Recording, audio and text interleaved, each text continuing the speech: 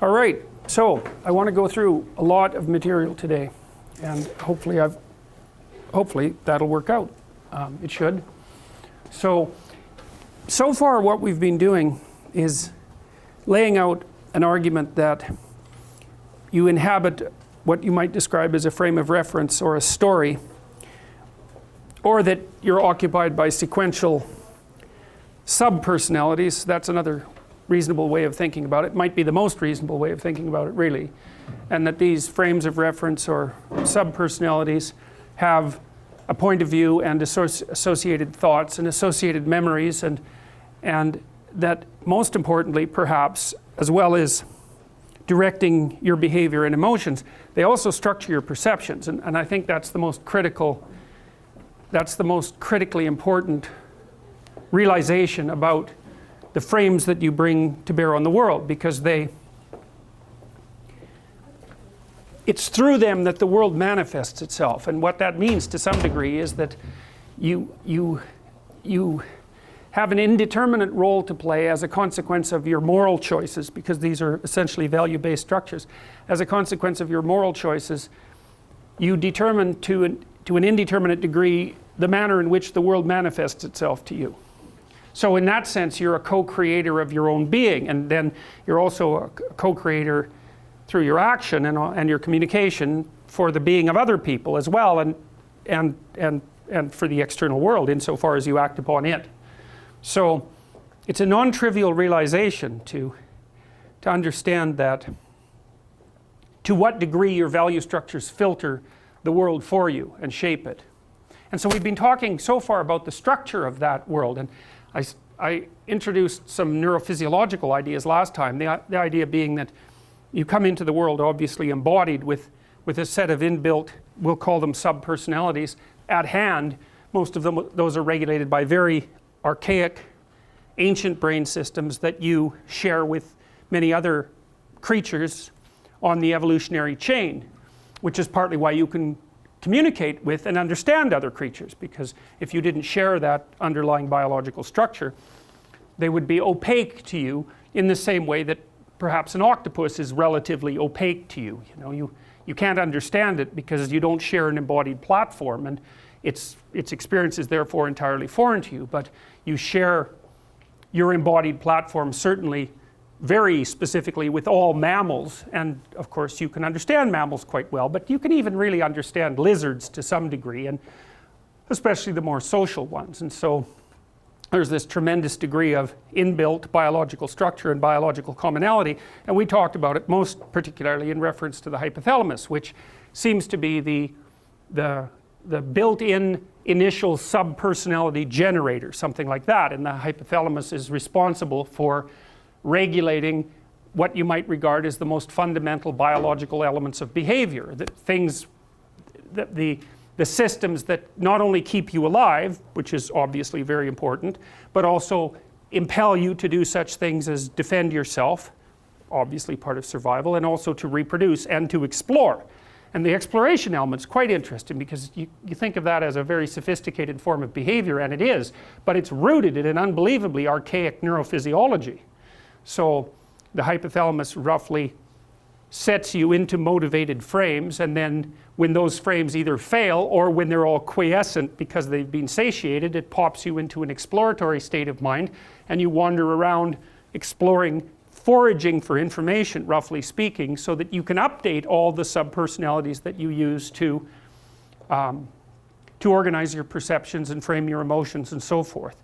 Now so the hypothalamus throws up these frames. It makes you hungry, it makes you thirsty, it makes you defensively aggressive, it helps regulate your temperature through behavior, and all of those things. Now, the problem with that is that it's a set of impulsive unidimensional systems, each one operating in the moment, and each one only concerned with the satiation of its particular aim, we'll say. And the problem with that is that while you live for more than the moment, you live across many moments, you stretch yourself across time. And we know, human beings know that they stretch across time, and so actually have to consider not only the organization of their behavior in the short term, but also the organization of their behavior in the short term so that it also works across weeks and across months and across years, and maybe even for longer spans of time than that. And also, equally and similarly, it has to work across people. And one of the things that's kind of interesting about that is there actually isn't much difference between establishing a value structure that works for you now and next week and next month and into the future, and establishing a value structure that works for you and other people simultaneously. Because you could say that whoever you are in a year is sort of like another person. And so insofar as you can organize yourself so that other people find what you're doing, let's say, acceptable and valuable, you're also organizing yourself so that perhaps you're acting in the best interests of your future self. And so then you might say, well, if the hypothalamus can organize your being such that you can satisfy your most basic needs, why do you need the rest of the brain? And the answer to that is, well, it looks like it's to solve the problem of more complex forms of being. So these fundamental biological subsystems have to interact with each other in a productive way. They can't just cycle unidimensionally from motivated state to motivated state. It's not a very effective solution. And not only that, you have to learn to operate in a world with time and with other people. And so that makes the adaptation problem much, much more complex. And it's for that reason, as far as I can tell, and no doubt for other reasons as well, that there's utility in the provision of extra subcortical and cortical resources. And I think the right way to think about the cortex in some ways is actually as living space for the hypothalamus and the subcortical structures. So you know what happens when you develop as a young child, especially in the very early stages of development, the underlying subcortical systems, including the systems for the senses, more or less compete for dominion over the cortical territory. So for example, if you take a kitten and you close one of its eyes shortly after birth and you leave it covered for a number of months, what will happen is the remaining eye will invade both hemispheres' visual representation systems. So that eye becomes, this single remaining eye becomes much more acute and more cortically dominant, like an invader, really like an invader, than the other one does. And then if you uncover the other eye, the cat, after a critical period of development, the cat will never learn to see out of that eye. And so, you know, you've got these underlying biological systems, motivational and sensory, and they're looking to expand themselves as the organism manifests itself in the world, and it does that by occupying cortical territory in a competitive process. So for example, if you're deaf, your visual cortex will become occupied by auditory and tactile processing, because why not? You know, I mean, you can basically see with your hands, you know, and you can, well, I wouldn't say it's not so easy to hear with your eyes, that's harder, although you can hear to some degree with touch, right, because you can feel vibration. All of your senses overlap to a substantial degree, and if one of them is missing, it's perfectly reasonable for the others to occupy the territory that would otherwise be given over to that sense. And this actually has some practical implications even. So silent reading is actually a relatively new ability, evolutionarily speaking. Certainly literacy is a relatively new invention from an evolutionary perspective, but to silent read is to use your eyes as ears. So you know, when you read silently, you can hear the words, so to speak, in your head. And the reason for that, as it turns out, is that the part of the brain that you use to read silently with is right between the visual and the auditory cortexes, right where they overlap. So you are literally, you are using your eyes as ears. And so that's quite the thing, that you can figure out how to do that. So anyways, so you can think about these hypothalamic systems being in place, more or less ready to go at birth, and then having to organize themselves into a sophisticated and integrated single ego that acts across time and in the social environment. And you know, when Piaget originally started talking about child development, he regarded the child as something that was born into the world with just a set of very primordial reflexes, mostly sucking reflexes and some primary motor reflexes. He was very much a constructionist, but I would say, you know, had he been alive now, his constructionism would have been modified by the relevant neurophysiological data showing that there's a lot more built into us right from the beginning than Piaget expected. You still might need experience to catalyze the development, but obviously children are born with the ability to hear and to see and to sense with touch, and they're hungry and tired and angry, and like they have the whole range of emotions at hand, and they also come into the world with their motivation already in place. Otherwise you wouldn't be able to form a relationship with them, and that's modified by the development of the higher cortical systems through play and through social negotiation. But the biology is there to begin with, and so that's a good way to think about it with regards to understanding how the fundamental biological systems operate and how they manifest themselves in personality and in story. Because you do that all the time. You tell a story about how you got angry, and it's basically a story about being dominated by a particular kind of subpersonality, which would be hypothalamic, and exactly how you manifested that and what the consequences were. And you know, I was very mad at this person, but I knew I couldn't get too upset because, and that's a good story that indicates both the highly motivated nature of the original response tendency and then your immediate proclivity to have to figure out how to negotiate that expression within a social space so that the medium to long-term consequences are positive rather than negative. And people are very interested in such bits of information, such units of information, because we need to know how to conduct ourselves in complex environments. And so if someone's willing to share their experience and they can narrate it in an interesting story, we're absolutely more than happy to listen, because in some sense we're assembling our identities out of those stories. And then you can think that there are patterns across stories, which is really a useful thing to understand, because that gives you real insight into what constitutes an archetype, because an archetype is what's common across sets of stories. That might be one way of looking at it. So an archetype is like a meta-story. And so part of what we're going to turn to now in this discussion is a description of certain meta-stories. And there's a particular meta-story that I'm most interested in, and that's the story about how stories transform themselves. And so that I think is the most fundamental story that characterizes human beings. There's the story, I was here, I implemented some behaviors and I went there was better than here. That's the fundamental unit. But the thing about structures like that is that they may work in one situation and not in another, or at one time and not in another, and thus they have to be modified. And it was partly for this reason that Piaget, as his career as a developmental psychologist progressed, started to understand that it was more important not so much to understand the given structure of a knowledge structure, but to understand the manner in which knowledge structures transformed.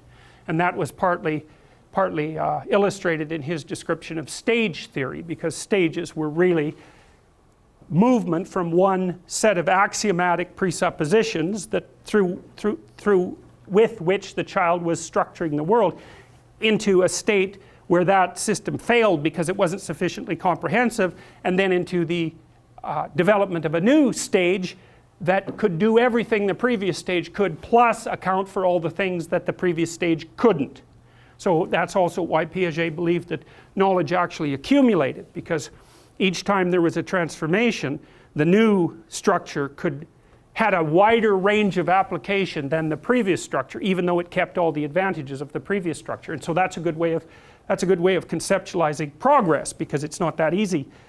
You know, if you're a relativist, fundamentally you don't believe in difference between knowledge structures, say, and you certainly don't believe in the idea of progress. But if you think about a more sophisticated structure as being able to do more things properly, then you can certainly map out progress with no problem. And you know that because you see people operating in the world who are less competent, generally speaking, and more competent, generally speaking. And there doesn't seem to be much debate about that. You can recognize people like that very, very easily. So that's the basic structure, and we've talked about that at length. And I suggested that while you're occupying a structure like that, the world manifests itself to you not as objects, but as, number one, things to ignore, which is the major category. I was talking to some guy yesterday who is working, I think he was in San Diego, on artificial intelligence and neural networks, and he was working with someone who's actually started to, so a neural network will learn how to weight certain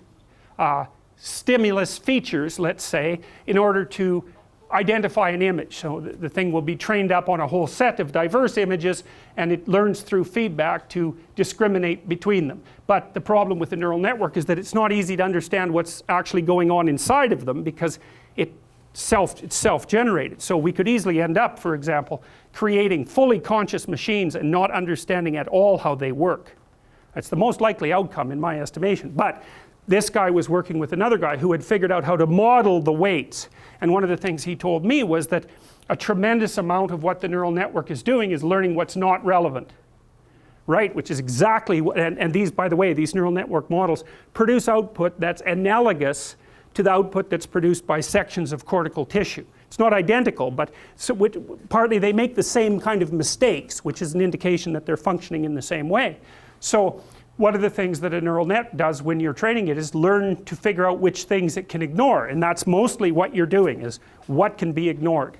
And that's a tremendous realization too, because it highlights again how important the structure within which you exist, how importantly the structure within which you exist determines what manifests itself to you as you move through the world. Because you ignore almost everything. So you ignore almost everything, but then you concentrate on things that move you along your way, or obstacles that get in your way. And those things have emotional significance. They're valenced, and the reason they're valenced is because they're conceptualized in relationship to the journey. You know, if you run across a tool or something positive, an opportunity, we could say, which is like an abstract tool, then that moves you forward. And the fact that it's moving you forward is signaled by the incentive reward system, dopaminergically mediated incentive reward system, that's grounded in the hypothalamus, the same system that you use when you explore, the same system that's activated by psychomotor stimulants like cocaine and heroin and most of the drugs that people abuse. That system indicates to you that this entity is non-ignorable because it's positively, functionally related to the transformation of the world that you're attempting to accomplish. So that makes you happy. It makes you, that provides you with hope and incentive to move forward. A fundamental motivating force of life for human beings, with the possible exception, say, of aggression and sexuality, which I would say operate much more sporadically. This is pretty much continual. And then, of course, the negative emotions are generated when you encounter something that gets in the way, which can require a small detour, let's say, or can blow apart the frame that you're inhabiting completely. And part of what we're trying to do is understand how you compute how emotional to get about certain classes of events. And the reason that it's so complicated is because often when you run into a tool or an opportunity, generally speaking, it's not too hard to compute how useful it is. Although sometimes something can happen to you, like let's say you win a lottery, where the possibility space is so great that it's of indefinite positive significance, you know, and you're going to be overwhelmed by that sort of thing. It's pretty rare that something like that happens. It does happen to people. Maybe it happens when someone that you're desperately chasing for amorous purposes agrees to go out with you. That's another place where that sort of excitement occurs. It seems to occur to football players, you know, when they make a touchdown on TV too, because they do their little touchdown and dance around like mad dogs. And, you know, scientists never do that when they get a paper published. So there's something about scoring a goal that's really got that incentive reward blast, you know.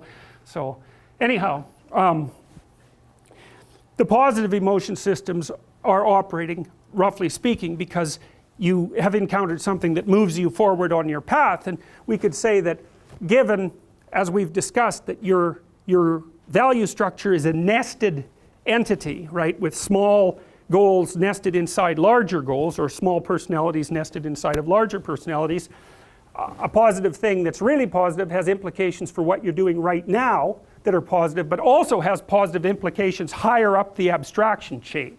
You know, so for example, let's say you study really hard for an exam and you get a really good grade on it, and you're surprised. You think, well, that's extraordinarily useful. I passed the grade, I passed the exam, I did well in the course, but that means maybe I'm a better student than I thought, and given what I'm aiming for in the future, maybe I'm a more competent person than I had believed. And so you can see that the positive emotion would echo through those levels of analysis because it has implications on each level.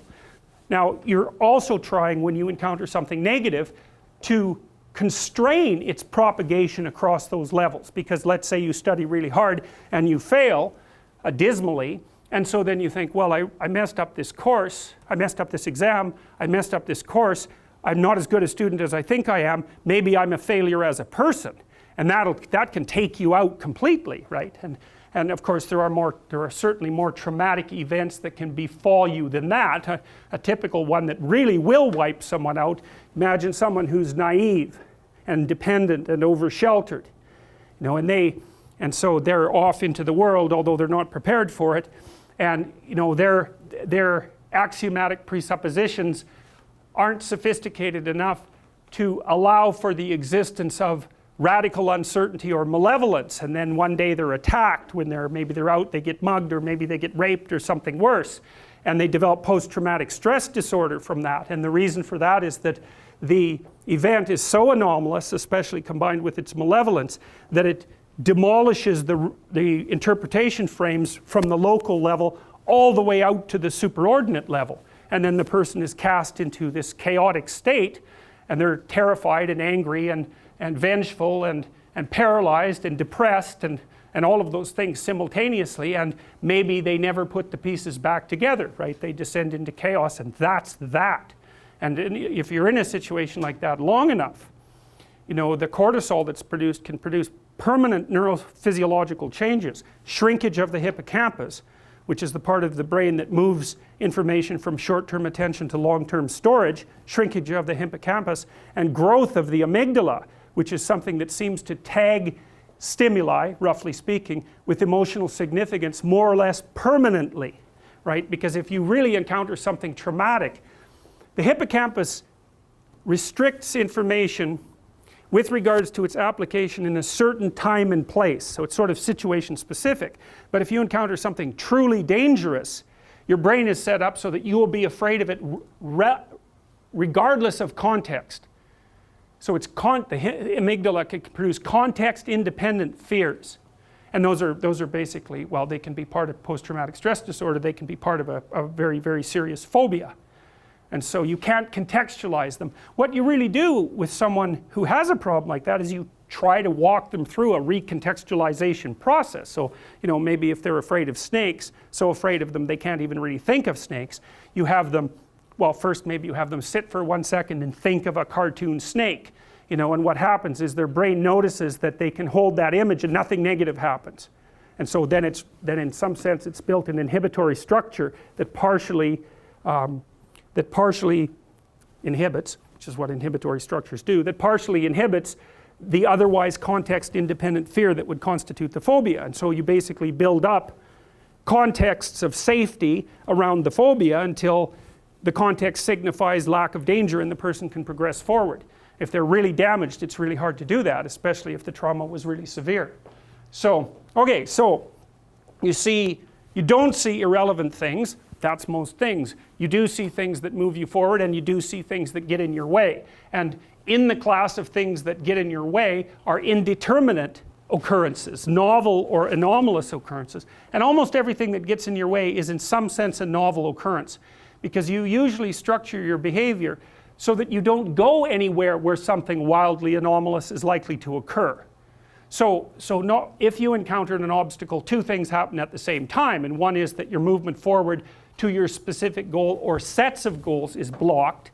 But the second thing that happens is you're faced with a mystery, and the mystery is this thing wasn't supposed to exist, but it does exist. So what implication does that have for everything I think? And that's very, very hard on people. They do not like that at all, and no wonder, because it's the constrained chaos that's underneath everything, inhibited by your contextual knowledge, that suddenly popped its head up into your world. It's like the shark in the movie Jaws, which is of course a mythological story. It's exactly that, and it's exactly what that movie signified: a safe, vacation, paradise, all of a sudden threatened by some subterranean thing that can pull you down and that destroys the peace and the harmony of that particular community. It's a dragon story, it's a hero myth, it's the story that people have been telling forever. So and what you can think of that thing that reemerges, that shark that rises up from the depths, or that whale, or that dragon, or that predator, or the foreign invader for that matter, or the barbarian. They all fit into the same category. That's what had been deemed irrelevant suddenly manifesting itself. And when you think about how much is deemed irrelevant, the fact that it suddenly manifests itself, that's exactly the purpose for the reason for the trauma. It's like, well, I've eradicated from my conceptualizations 99.99% of everything. It's zeroed out. And all of a sudden I've made a mistake. Bang, I don't know where I am. Well, what's relevant when you don't know where you are? And the answer to that is, since you don't know, everything is relevant. And you can imagine the sort of terror that people who experience paranoid schizophrenia are living in perennially, because what happens to them is precisely that. They undergo neurophysiological transformations that makes everything that they once depended on disappear, and everything comes back as relevant. And that puts them in the early stages of schizophrenia. That's extraordinarily stressful neurophysiologically. So they're overwhelmed with cortisol, and their brains deteriorate as a consequence of that. It's just too much. So, and unsurprisingly, right, because you can hardly deal with anything, let alone with everything. Now, and often what you see, and it's rarely conceptualized this way in the training of clinical therapists, but often what you see when you are dealing with people who are in crisis isn't people who have a mental illness. In fact, in my experience, that's actually quite rare. What's far more common is that the person that you're talking to has become overwhelmed by catastrophe.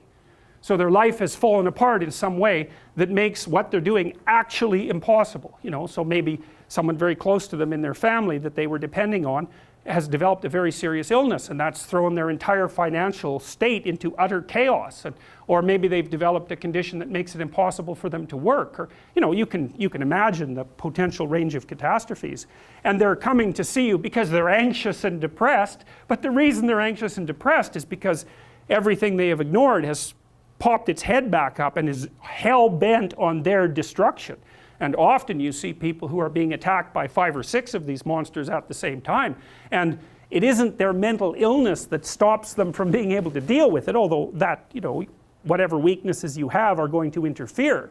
It's the fact that what they're facing is no damn joke, and if you were facing it, you'd feel exactly the same way.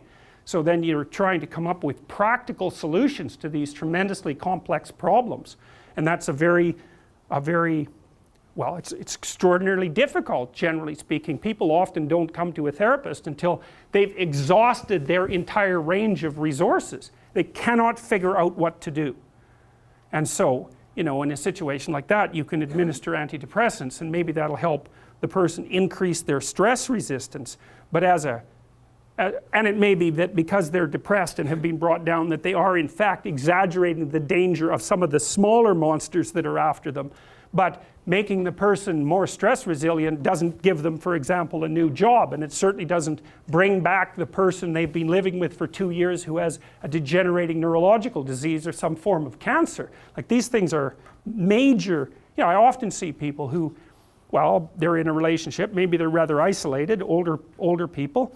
One of the partners is dying and their entire financial situation has become catastrophic. It's like, that's not a mental illness, man. I mean, they may have got into that situation because of one inadequacy or another, but you don't even want to push that too far, because that sort of thing can happen to anyone, and will in fact happen to most people in one form or another, at least at some point in their lives. So you want to be damn prepared for that. You want to be prepared for that, because it's bitter and harsh and anxiety provoking and painful. But if you're not ready, then it's also hell. And often you can stop things from becoming hell, even though you can't stop them from being bitter and painful and anxiety provoking and all of that. You can at least delimit the catastrophe enough so that it doesn't permanently bring you and the people around you down. And that's not so bad, right? That's a hell, or at least it's a lot better than the alternative. So this is the problem, you know, things object, things are obstacles. Well, how big is the obstacle? It's the same question as how big is the predator that's lurking outside the door of our cave. It's exactly the same problem, except conceptualized abstractly, and I would say exactly the same systems that your distant ancestors used to conceptualize the lurking predator are the systems that are activated now when you encounter the re-emergence of all the monsters that you've ignored. It's the same neurological platform. You think, well, how could it be otherwise? Because evolution is a conservative process. Everything about you is built on ancient foundations, right? Very little new, certainly very little radically new comes into existence. It's mostly tinkering with structures that have been around forever, like your body plan, for example. That's unbelievably old. I mean, you share that with lizards, roughly speaking. So it's incredibly ancient. So, you know, when you share bilateral symmetry, even with most invertebrates. So those things are extraordinarily old. And so for our ancestors, what was down out of the tree, let's say, down in the grass, that was the thing that lurked in the unknown. Well, for us, the idea of the unknown has become much more abstractly conceptualized. Like, we can think of the unknown as such, things we don't know. And so then we can think of the abstract predator. And the abstract predator is the thing that lurks in the unknown that always confronts us. Now, because people are strange and complex creatures, and because we're partly predators and partly prey animals, we don't only conceptualize the thing that lurks in the unknown as a devouring predator. We also conceptualize it as something that offers possibility, because we've learned that if we go into the unknown, we can find things that we need for now and for the medium and for the long term. It can be beneficial for us to confront the things that we don't know. And that's human beings in a nutshell. That's what we do. And so that's the basis. That's why I believe that's the most archetypal story, because it fundamentally characterizes our mode of being in the world. We're information foragers. We go out into the unknown, the terrifying unknown, and we gather things of value. Which, it's not much different than squirrels foraging for nuts, really. You know, and we use exactly the same biological systems to go out and forage for information that squirrels use when they go out and forage for nuts. So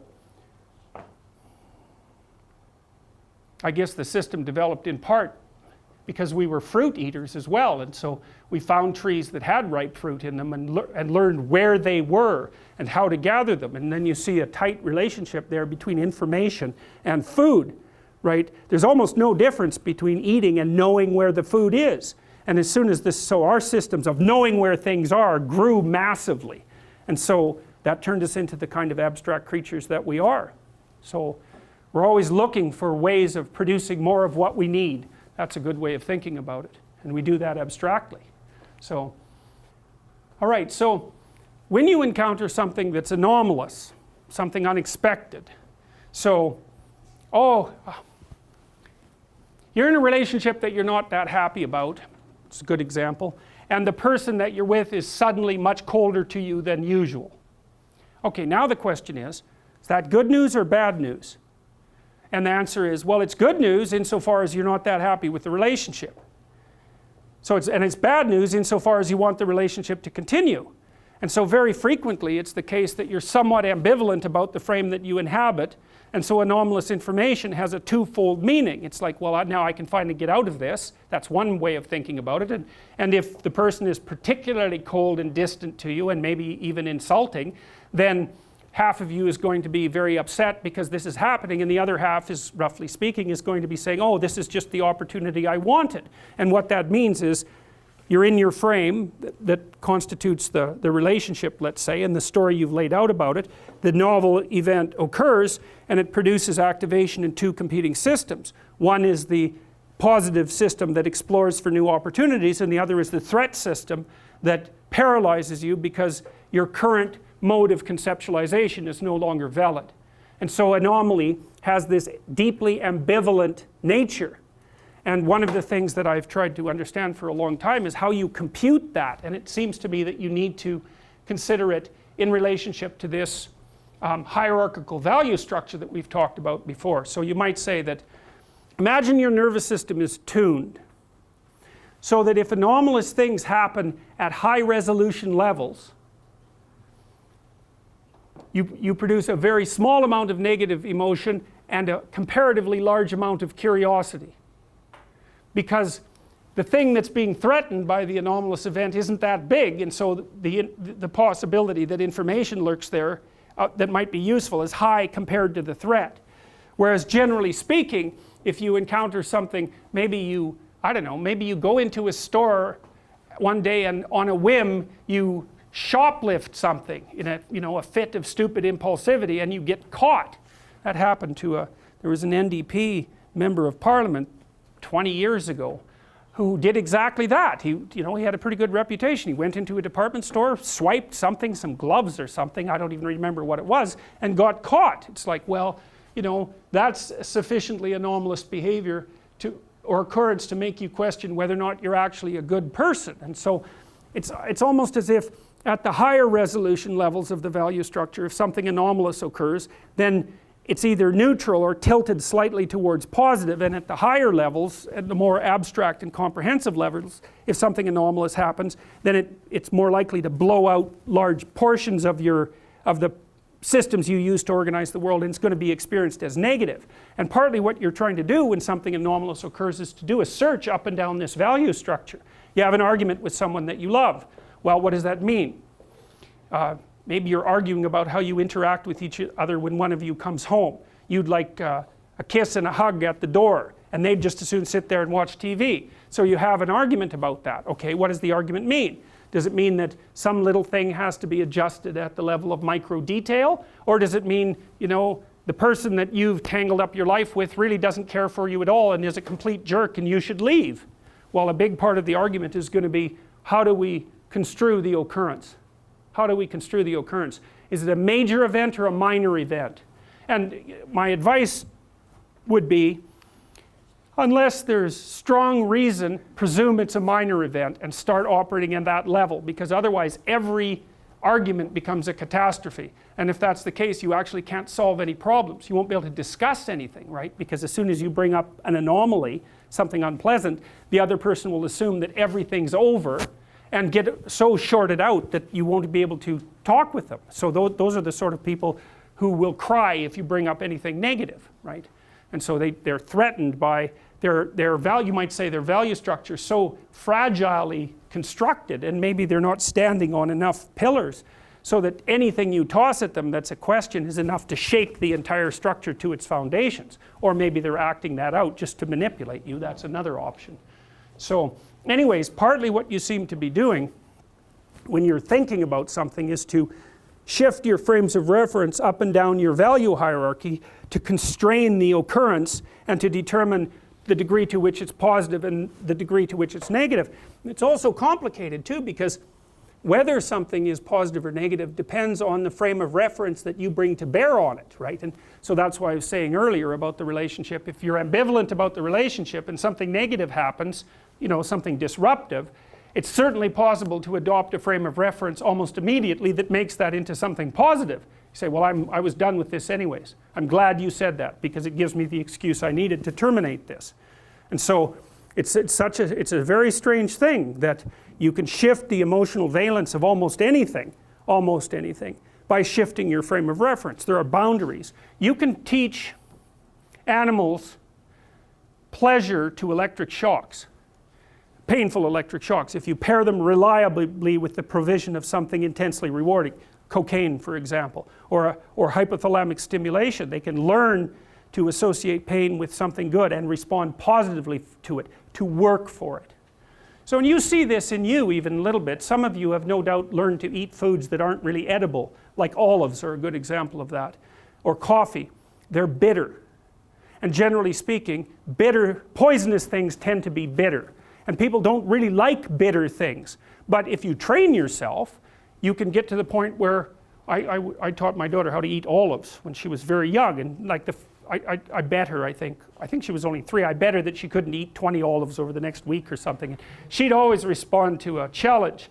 And so, the first 3 olives, it was not a fun experience for her because her face, kids have a lot of taste buds, her face would get all crinkled up, and she just wasn't enjoying it now. But I paid for that desperately later in my life, because I used to go to this specialty shop and buy these particularly good spicy olives, you know, by the quart, and if they were in the fridge, she'd come home and just devour the entire quart like a mad bulimic. I mean, on olives, for God's sake. And so then I never got any of them, so it served me right, exactly. But the point is, you can rewire yourself quite completely by placing negative things in a positive context, and the degree to which you can do that is quite remarkable. You know, you can't, there seems to be limits beyond which your ability to turn pain into pleasure, for example, is compromised. I don't think anybody's ever going to learn how to associate being seriously burnt by something hot with something pleasurable, right? And I don't know how the systems exactly adjust themselves so that there are limits to, you know, how you can transform an emotional stimulus, because you can transform them quite remarkably, but obviously there's some boundaries that we don't understand very well. So, all right, so roughly speaking, we could say that the degree to which something is experienced as utter chaos is proportionate to the level of the value hierarchy that anomalous event is construed or experienced to disrupt. And you really see this happening in people who are depressed. Because you might think, here's another way of thinking about it. You might think, well, am I a good cook?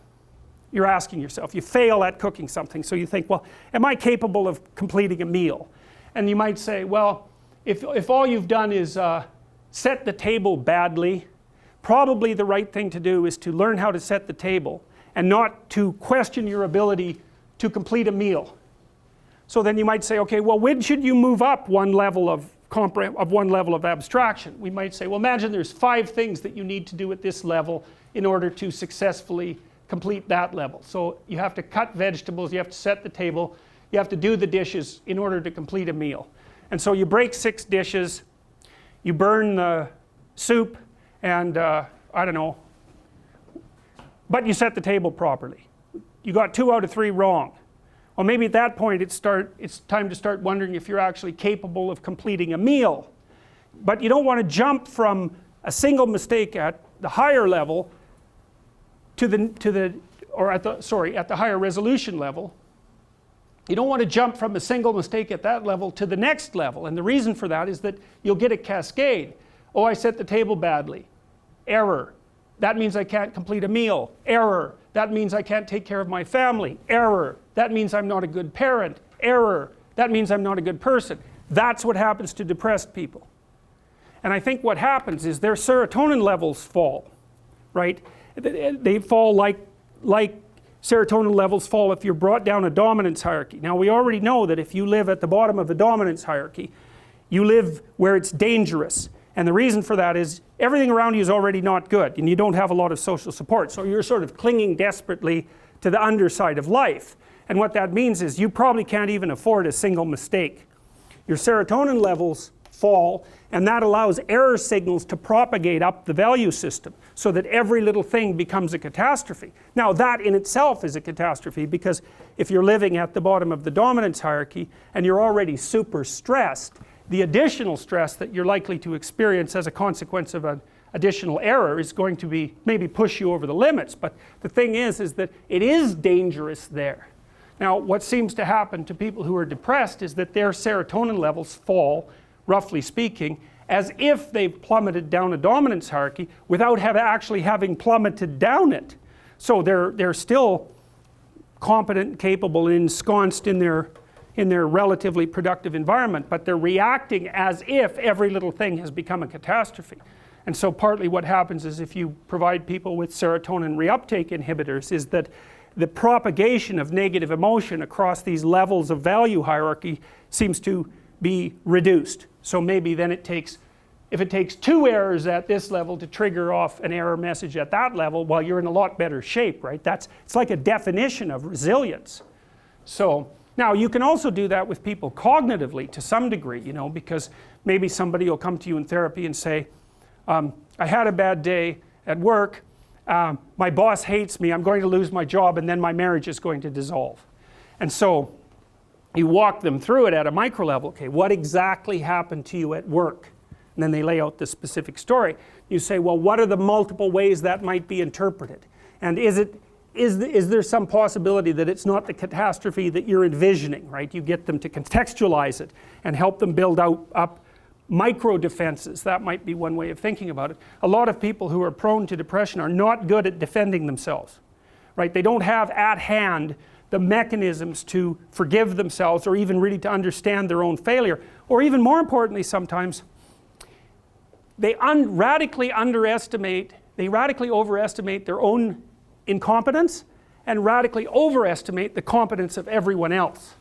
And so that's also another reason why it's sometimes useful for people to seek therapy, because they'll come in and say, well, I'm anxious and nervous and I have this amount of negative emotion and I make these sorts of mistakes, and you listen and you think, yeah, so does everybody else. That's par for the course.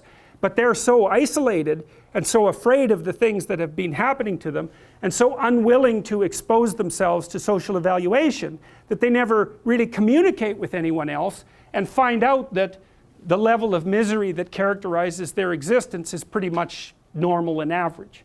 And so just helping people learn that can often be of tremendous advantage to them, because the real issue isn't precisely whether or not you're a good person. That's an absolute idea, right? You could say, well, are you a good person compared to the absolute ideal? And the answer to that is no. But it's also not exactly, it's not a useful comparison across most situations. What you really want to know is, well, how do you stack up against other people? If you're at your job, the issue isn't whether or not you're competent. The issue is whether you're competent compared to the other people around you who are supposed to be doing the same thing. Because in an absolute sense, you're completely incompetent. But in a relative sense, you might be at the top of the pack or even in the middle, and that's generally okay. So, and if you don't know what the relative status is, that's not good at all. So, all right. Now, so here's a way of thinking about it. Let's say,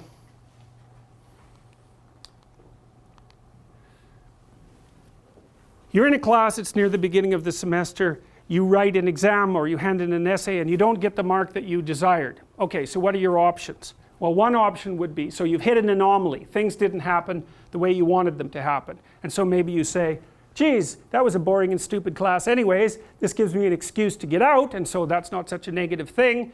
Or you think, oh, well, I really better buckle down and study, and you decide to stay in the class. So basically what you've done is maintained your framework. I'm going to work through this class, but you've decided to modify some of the subroutines that make up that frame.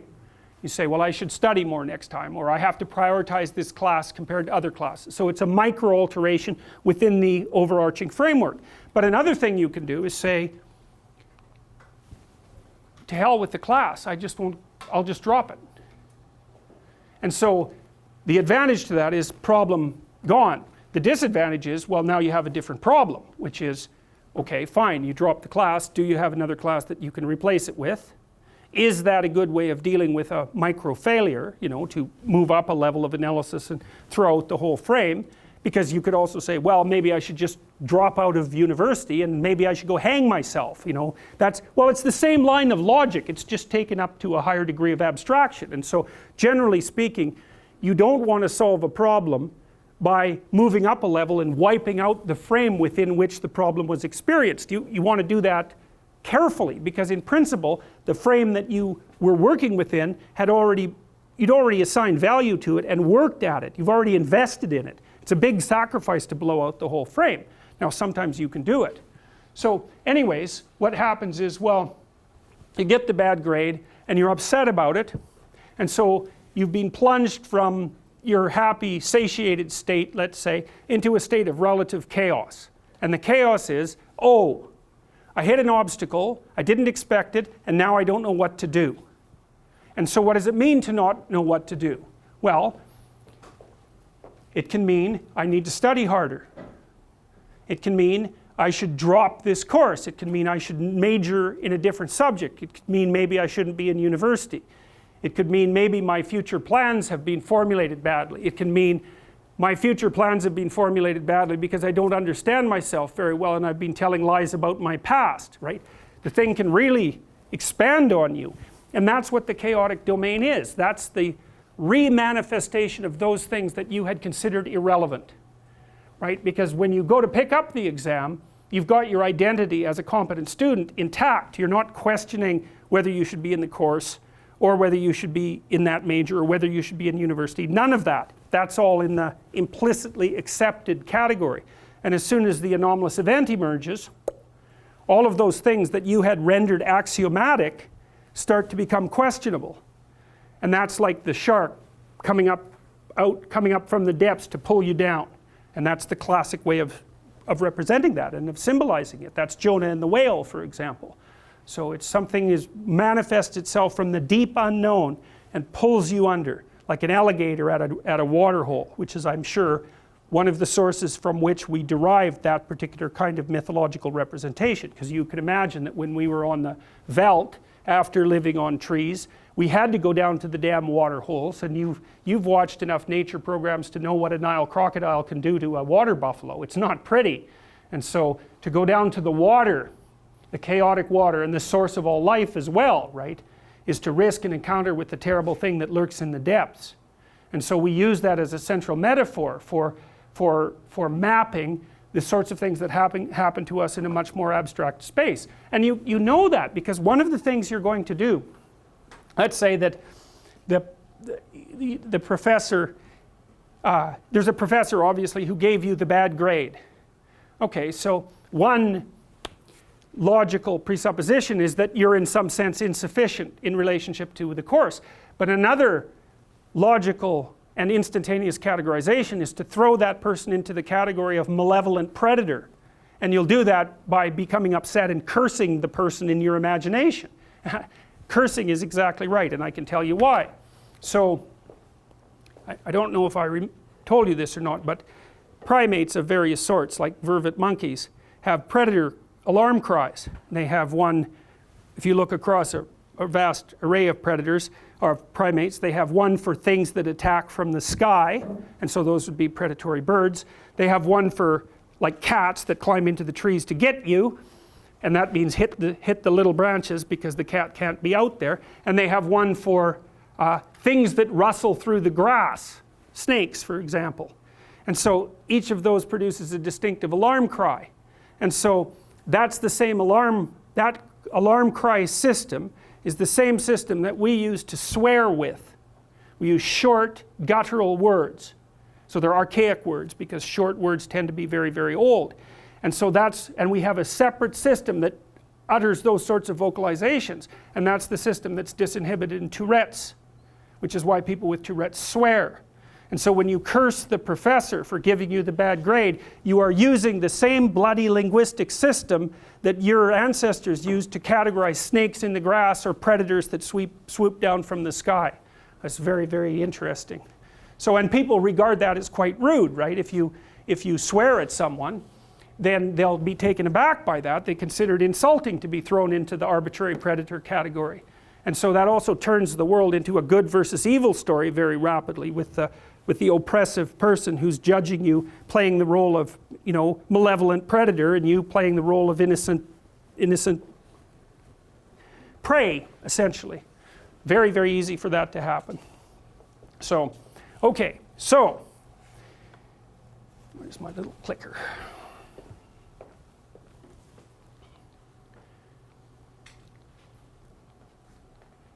So if the anomaly, if you can't, you might say, okay, so you're thinking through the fact that you didn't get a good mark on the exam. And you think, I don't know what I can do about that because I've already got 6 classes, say, or 7, maybe you're overloaded. You're working part-time, you're studying as hard as you can. And so you try to do a micro fix, rearranging your priorities, concentrating more on your studies, but maybe you're already operating at top capacity, and it's not easy, it's not straightforward for you to calculate how you might reconstruct your micro priorities so the problem goes away. So it's under those circumstances that it's reasonable to pop up one level of abstraction and to say, okay, I have to give something up. That's a sacrificial motif. I have to sacrifice something. What's it going to be? Well, maybe you can't afford to have the part-time job even though that's going to put you under financial stress. Or maybe you have to hire a tutor even though that's going to put you under financial stress. Or maybe you have to drop out of the course and only take 6 even though that's going to, say, delay your graduation for 1 semester. There's going to be costs. But so what's happening when you're thrown into the chaotic state by the anomaly is that the problem space magnifies itself, and you have to do a microanalysis, which is the best place to start. Let's look at fixing things that are subordinate to this frame, but you may have to leap up a level or 2 and fix something that's superordinate. So it may be the case that you fail 2 classes and one of your parents develops a very fatal disease, and so you have to go home and take care of them. It's like, okay, fine. Too much chaos, bang, you're done with your university career for now. You have to go up a number of levels, blow apart that frame, and that'll alleviate the problem. Even though by letting all the snakes out of the basket, it causes all sorts of other problems. You're going to have to think, okay, well, what am I going to do instead? What does this mean for my future? And so forth. So there's definite cost to moving up the abstraction hierarchy. But the reason that a sufficient anomaly places you in chaos is because it makes all sorts of things that you've already considered alive again. And that can be extraordinarily chaotic. And so the anomaly knocks you flat, you can't sustain the frame anymore, you plunge into a chaotic state. And you know, your whole life is a sequence of those things at a micro level and at a macro level. You know, every time you encounter something you don't understand, you have to retool the framework of interpretation that you were using prior to encountering that.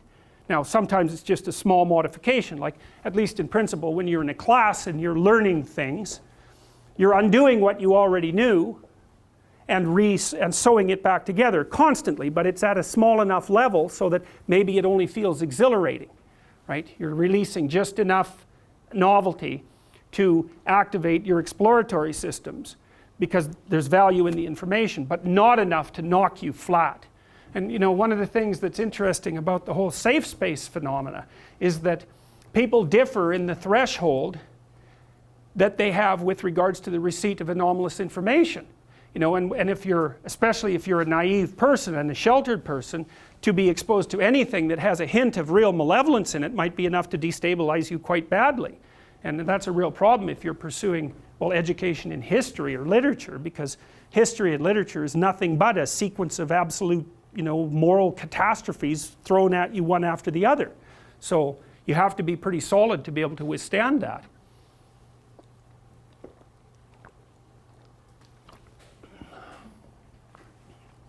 So you collapse from your stable state into an unstable state, and that's where everything comes up to haunt you. Now, it can really be bad in a chaotic state, because this often also happens to people who are depressed, but it can happen to people under normal circumstances too. It's like, well, let's say you've been happily married, or you think you were happily married, and then one day you come home and your partner is gone. Well, then what do you think? Well, you think malevolent predator, that's one thing. You think useless you, that's another thing. You think the past is unstable, the present is unstable, and the future is unstable, that's another thing. But then things can really get out of hand, so then you're just in chaos, let's say. But then you start thinking at 3 o'clock in the morning about all the stupid things you've done in your life that led you to this point. And that can just take you completely apart, because, you know, if you go back over your past experiences, it's easy for you to remember, because people do remember these things, where you made errors, right? And maybe you're not torturing yourself to begin with about the specific errors that you made in that relationship, although you probably will. You know, you'll think, oh, well, you know, I kind of knew this was coming. And then your mind will say, well, you kind of knew when it started. And then it'll tell you, well, maybe you should have done this back then, and you actually knew it. And you'll think, yeah, I actually did know it, and I didn't do it. And then that'll trigger off a whole host of other memories about just exactly what you knew and didn't act on.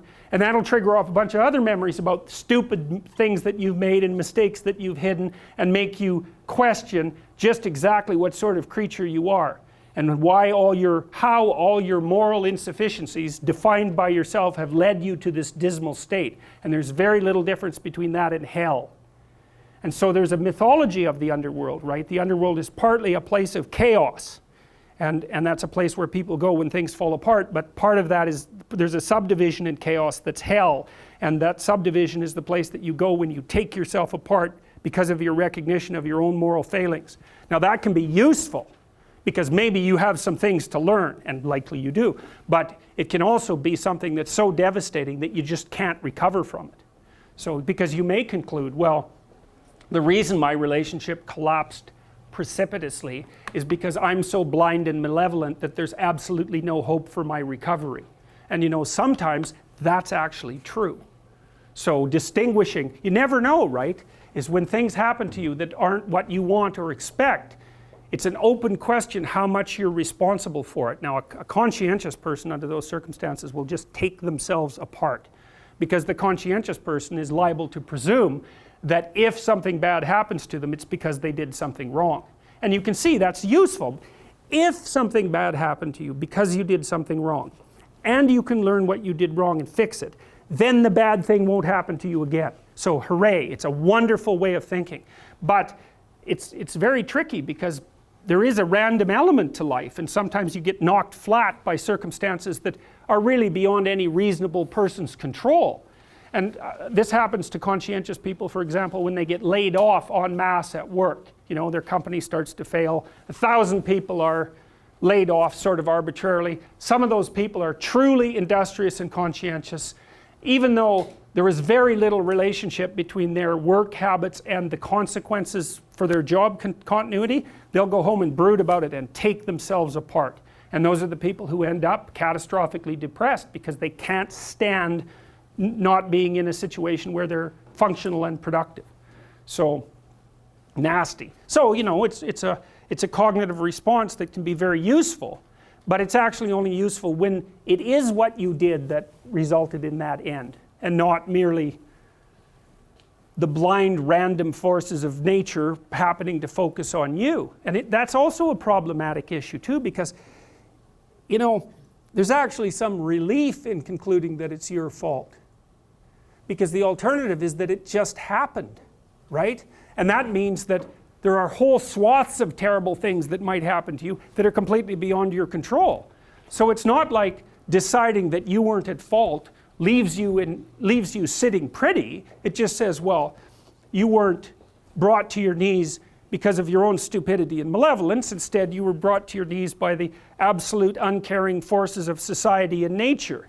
It's like, well, that's not much of a consolation, I wouldn't say. Although sometimes it's exactly the right thing to conclude. And it is part of, I think, being mature to understand that you are prey to random forces. And you need to be able to distinguish between when you're at fault from something and when something just happened to you. And I would also say that the right rule of thumb is to start with the assumption that something just happened to you, and only then start to investigate the degree to which you had something to do with it. Situational analysis first, personal analysis second. It's safer, because if you start with the first one, you'll take yourself apart morally, continually, and that's very, very, very, very stressful. You should leave that for emergencies. So, okay, so down you are in chaos, right? And so that's part of the classic human story. The classic human story is, I was going from point A to point B, and I wanted to get to point B, and here's how I did it, but then along the way, something popped up unexpectedly and stopped me, and it threw me for a loop. Everything fell apart. That's another metaphorical way of representing it. Everything fell apart, and I didn't know up from down, right? I lost myself. It was like I was wandering in a desert, and that it lasted for years. And that's a situation where people are also likely to turn to such things as alcohol and other drugs. Alcohol particularly being a good one, because it suppresses anxiety and increases incentive reward. And so down there in a chaotic state, you can medicate yourself, and you'll be inclined to too. You'll think, well, there's no hope for the future. For example, I can't see any way out of this. Well, under those circumstances, what else do you have to turn to? So that's to be in the belly of the whale. That's another way of thinking about it. You remember in the Pinocchio story, that's where Geppetto ended up, and that was because he had severed his relationship with the exploratory hero. That was Pinocchio, or lost the relationship. You could call that an involuntary encounter with the dragon of chaos. That's really what it is that, and that's, it's your home happy and the predator invades your lair. That's the story of the Garden of Eden. That's the story of the Garden of Eden. There's no place that's so safe that there isn't a snake in it, right? It's the fundamental story of mankind. Even God himself can't define a space so tightly and absolutely that a predator can't, the predator of the unknown can't make itself manifest within. Now, I read a book here a while back on dragons. It was only a week or two ago. I just found this book. It was published in 2002, and it's an interesting book. It's flawed, but it's an interesting book. I'll find the name of it for you. But the person who wrote this book was very interested in the fact that representations of dragons can be found worldwide. Really, like no matter where you go, that representation seems to exist. It's the winged-legged serpent. And he was very interested in trying to puzzle out why, and he had an interesting hypothesis, and I do believe there's some truth to it. He said, like in the case of the vervet monkeys, that there were three classes of predators on tree-dwelling primates. Winged, bodied like a cat, because cats in particular like to eat tree-dwelling primates, and snakes. So you might think, well, cats, birds of prey, and predatory, and snakes are all different. But then you might think, well, what do you mean by different exactly? Because categories are constructed in relationship to their functional significance. They're all the same if the category is things that eat you if you're not careful. And so there's absolutely no reason for human beings not to have produced a category that's an exemplar of things that eat you if you're not careful. And so it's an amalgam. Snake, predatory cat, predatory bird, winged serpent with legs, right? And often it has claws. You see the claws on it, on this one, are like talons, and they're often like that in dragon representations, or sometimes they're more like the claws of predators, but the talon representation is quite common. Often, like this one, the thing has two legs, like a bird. Not always, because sometimes dragons don't have any legs at all. They're mostly snakes with wings, and sometimes they have four legs, but they often also have two legs. And so you think, you need a representation of predator. You don't need a differentiated representation precisely of type of predator. That would come second. You know, it's like the kid who points at the cat, little kid, points at the cat walking down the street, says doggy. It's like, that's not a dog. It's like, no, that's not right. The child's use of dog isn't a representation of dog, it's representation of four-legged petable entity. And cat is an exemplar of that category, and so is dog, and so is bunny rabbit for that matter. And you might say, well, so that's the category of pet, and it's a perfectly reasonable category. You could say you should differentiate it into bunny rabbit, dog, and cat, because there's important information lost in the low representation of pet. But there's some bloody useful information conserved. Now, so that's the walled garden and the dragon of chaos. I'm going to tell you something interesting about Genesis, about the story in Genesis. This took me like 30 years to figure out. I could not figure it out for the longest period of time. It's a segue, but it'll give you an idea of how these things operate across vast spans of time. So in the Garden of Eden, there's Adam and Eve, right, the primordial human beings, and there's a walled garden. That's paradise. Paradise means walled garden, and Eden means well-watered place. And so there's this idea that the proper habitat of human beings is an amalgam of social structure and nature. And that's exactly right, because that's what we live in, right? We never live in nature, and we never live in society. We live in an amalgam of society and nature. That's the human environment, so it's a walled garden, all right? And so it's a productive, well-watered place where we could thrive. It's safe, and it's ruled over by a father figure in this particular story. And that's like you could think about that as the spirit of civilization. That's at least one way of considering it. So, well, there's a snake in the garden, and it's there unbeknownst to God, roughly speaking. although he knows everything, so I guess he probably knows about the snake too. And he tells Adam and Eve not to interact with it. Fine, and they do, and the snake wakes them up, right? Because when they interact with the snake, they're given a fruit that opens their eyes and makes them aware that they're naked and vulnerable, and then dooms them to work. Well, I'll tell you the whole story much later in the course, but I want to give you an overview of it now. But then there's this really strange idea that developed over the course of the development of not only Christianity, but Judaism and a number of other religions that fed into the mainstream of Christian ideas, including Zoroastrianism. There's an idea that emerged across a very long period of time, that the snake in the garden was the same as Satan, the source of all evil. And I've been trying to figure out for the longest period of time, why in the world the manifestation of what's essentially a representation of a predator, so that's this snake, and you know, the snake is associated with trees. Well, yes, the reason for that in all likelihood is that we dwelt in trees. Right, and snakes like trees, and they're around trees, and they can climb trees, and the snake was a typical predator on our ancient relatives. And so that's fine. So you can see that that representation makes perfect sense. There's predators that lurk in the garden. Yes, obviously. If you interact with them, they wake you up. Well, they better wake you up, because if they don't wake you up when you interact with them, then you get eaten. So it's probably just as well to wake up, even though there's painful consequences associated with becoming conscious. And that manifests itself immediately in the story of Adam and Eve. But then there's this weird association. It's very undeveloped in the biblical stories that are part and parcel of this line of thinking. It was more like a consequence of a cloud of mythological stories that surrounded it. But the reason for that, I think, is that imagine that what human beings were trying to puzzle out was the nature of the predator. Okay, so on one level of analysis, the predator is the thing that slinks along the ground and that threatens you. And also it's the thing that's your mortal enemy and that wakes you up. But then that's one conceptualization of predator, and fair enough. You can identify it and you can take precautionary measures. But a better conceptualization of predator might be, where does it come from? Let's say it's a snake.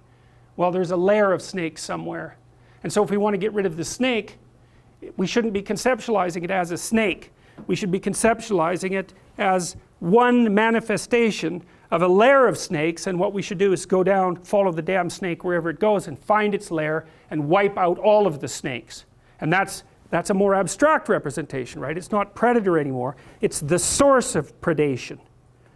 And so if you want to solve the predator problem permanently, you don't kill the snake, you get rid of all the snakes. Okay, so fine. So, and people are pretty damn good at that. And that's why you have stories of people like St. Patrick, who chased all the snakes out of Ireland. And all sorts of saints were snake eradication saints. And, well, there's a variety of reasons for that. But then you might think, okay, well, the worst predator is the lair of snakes, right? But then you might think, well, wait a minute. The worst predator isn't the lair of snakes. Maybe the worst predator is the enemies that come to attack us. And those are human enemies. And so what we do is we defend ourselves against the human enemies. We put walls around our cities. We fortify our land. And we defend ourselves against the evil that's lurking in other people's hearts. And so that's like a higher order snake. And then we build these walls around us. And what's inside gets larger and larger and larger. And then what happens is the snakes start popping up inside the cities. Because, you know, we've pushed all the... We've protected ourselves from all the evil that lurks outside, but we've now created a space where that evil can manifest itself inside. So there's criminals inside the city, and there's people who want to bring you down, and there's malevolence within the city, not only outside. So then there's the problem of the snake that's closer to you. And then there's the ultimate problem, which is the snake that lives in your heart. Right? And that's each individual's capacity for evil. And then that was conceptualized as a transcendent spirit, right? So that's the spirit of Satan, who's the adversary of the hero, the adversary of the hero. And that's why there's an association between the snake in the garden and this great series of mythologies about the existence of evil itself.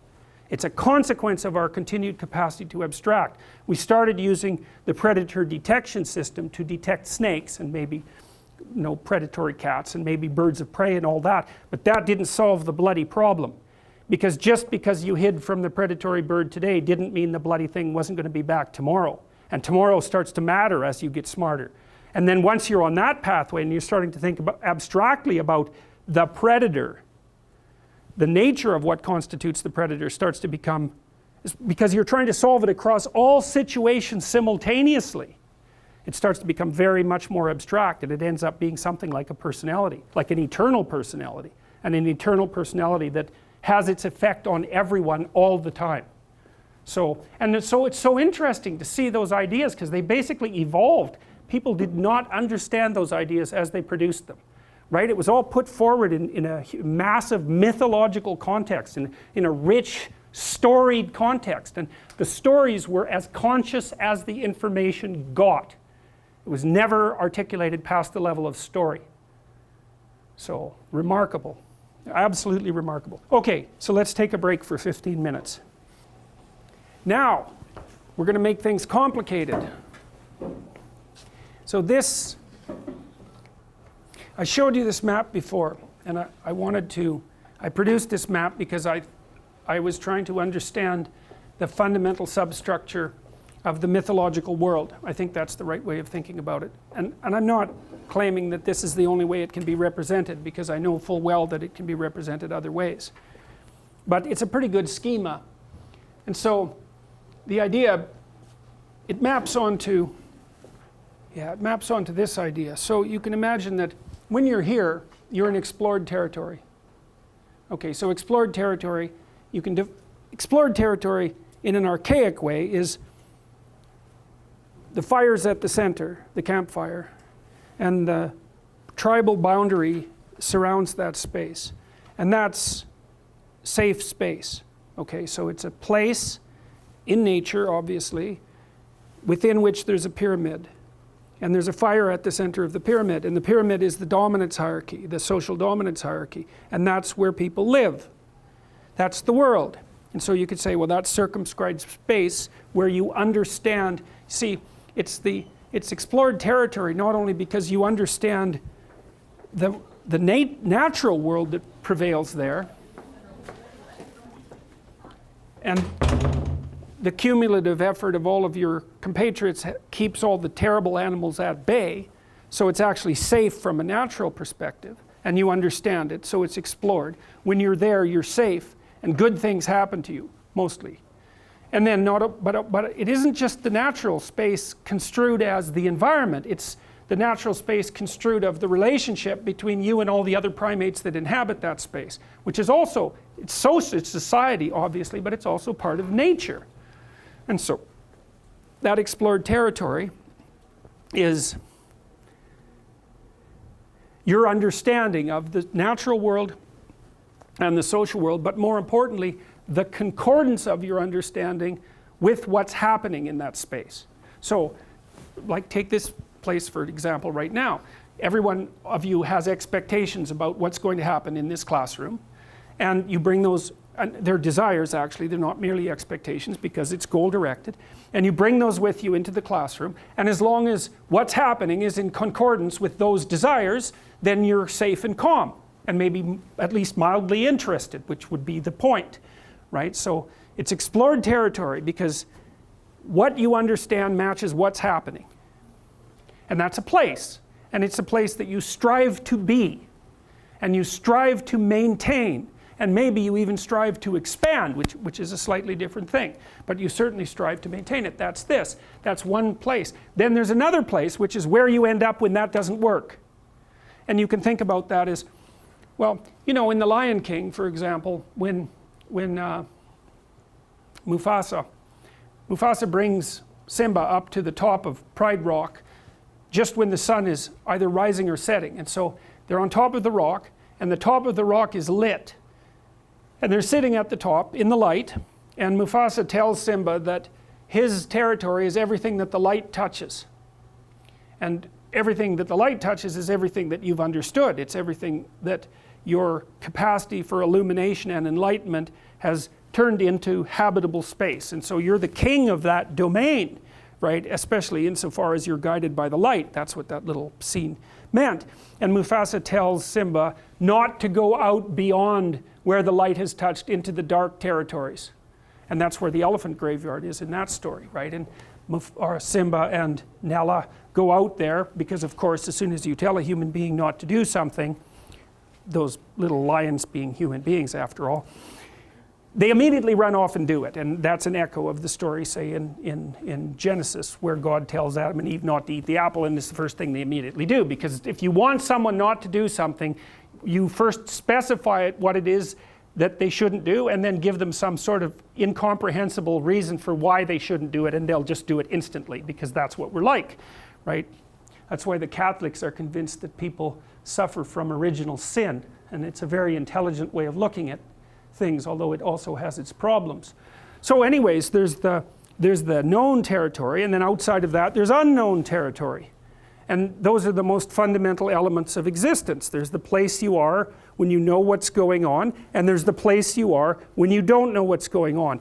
And that can be mapped onto geographic territory. If you go on beyond the borders of your society, then you're in unknown territory. But it can also be mapped conceptually, so that, for example, we're all sitting in this room and someone leaps in with a weapon. It's like this was known territory a second ago, and now it's not known territory at all. Even though you'd say, well, many things have remained the same. It's like, yeah, but all the relevant things have suddenly changed, right? And so part of the way of conceptualizing that is that you can manifest a geographic transformation by moving from, you know, genuine geographic explored territory into genuine geographic unexplored territory. But you can do that in time as well, because we exist in time as well as space. And so a space that's stable and unchanging can be transformed into something completely other than it is by the movement forward of time. So why am I telling you that? It's because we've mapped the idea of the difference in space between the known and the unknown to the difference in time between a place that works now and a place that no longer works, even though it's the same place. It's the same thing, it's just extended across time. All right, and so that's order versus chaos, and that's the chaos that can manifest itself within the order, the thing that's represented in the yin and yang symbol, right? Because you see the black paisley with the white dot in it, and the white paisley with the black dot in it. Order can turn into chaos at a moment's notice. And in the same way, chaos can turn to order in a moment's notice, at a moment's notice. And so we're trying to map the geography onto something that's more abstract and comprehensive. And we do that using conceptual schemes that we evolved over vast spans of time and have just moved up one level of abstraction. Known territory, or what's explored. Unknown territory, or what's not explored. The transformation or the dissolution of one into the other, and then the reconstitution of that. That's what an election does, right? It's like, okay, we have our leader, who's the person at the top of the dominance hierarchy and defines the nature of this particular structure. There's an election. It's regulated chaos. No one knows what's going to happen. It's the death of the old king. Bang, we go into a chaotic state. Everyone argues for a while. And then out of that argument, they produce a consensus, and poof, we're in a new state. Right? That's the metastory, right? Order, chaos, order. But it's partial order, chaos, reconstituted and revivified order. That's the thing, is that this order is better than that order. So there's progress.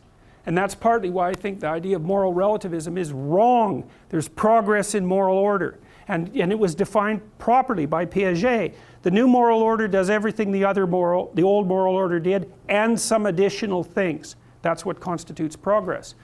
Now, here's a strange idea, and we'll talk about this more as we progress through the class. What's the ultimate in order? Well, it's not this, obviously, because it can collapse. And it's not this, because it can collapse. And so then you think, well, there's no ultimate order, even though there's progression. But then you have to move it up one level of abstraction. What's the ultimate order? Doing this. Willingness to do that. That's the ultimate order, right? It's order at a different level of analysis, and you can see that's what's represented in that idea. That's what that idea means. That's the phoenix, right? The phoenix is something that lives, ages, and then allows itself to be consumed by fire, and then re-emerges. And the old phoenix gets old and burns, and the new phoenix re-emerges. And so the real phoenix is the thing that's constant across those transformations. That's the Jungian self. That's what he meant. The self is the element of the psyche that remains intact across transformations. Yeah. Yeah, it's a bloody amazing idea.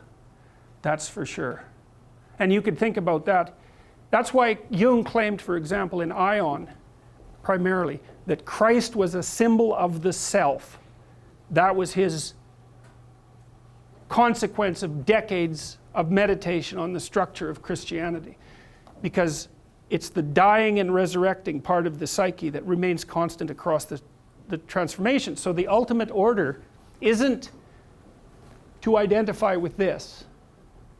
That's your current state of being. And it isn't to identify with that because, well, you can't by definition.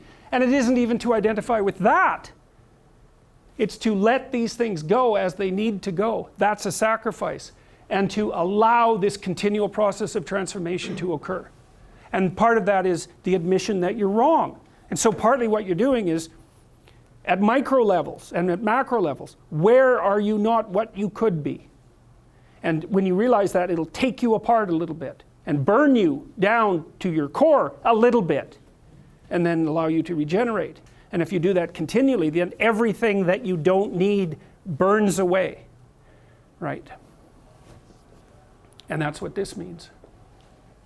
You remember in Harry Potter, you may remember that Harry goes down, so in the second volume and in the second movie, Harry's at Hogwarts, so it's the school where you learn how to be magic, because that's what you really are.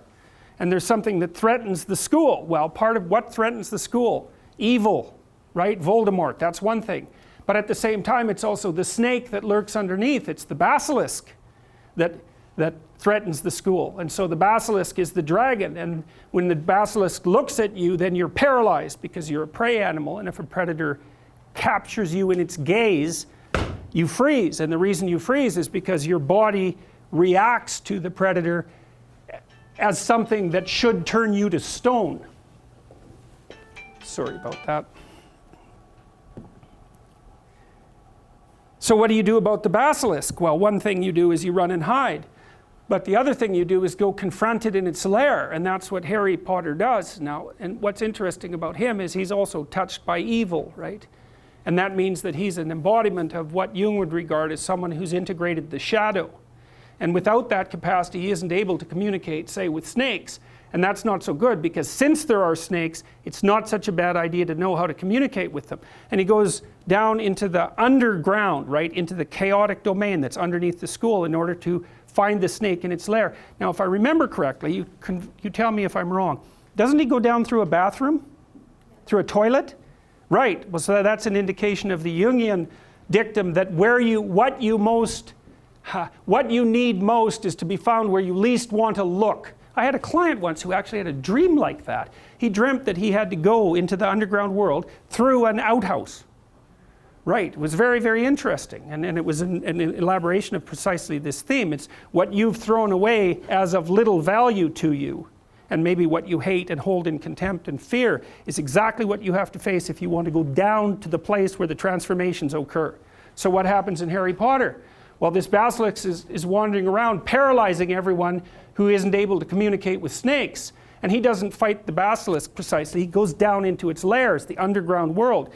And that, what down there is that snake has got Ginevra, right? His girlfriend, that's her name, right? It's a variant of Virginia. That's a variant of virgin. And the snake always has a virgin. That's one of its characteristics, right? Like gold.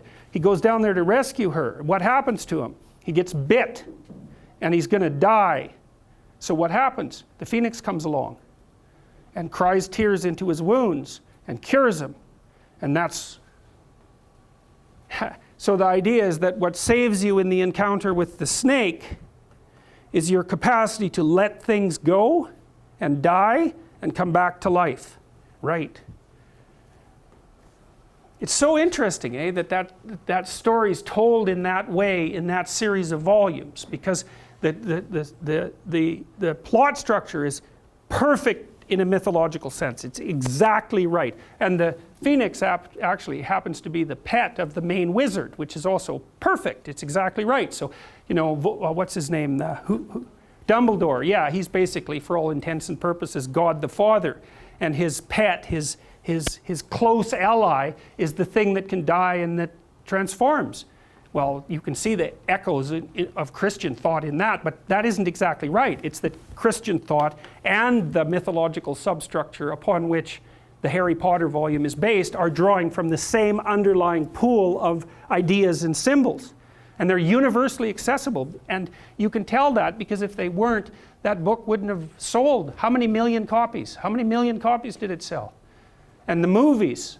It's unbelievably, overwhelmingly powerful. She got kids to read 600-page books, like multiple volumes lining up for them.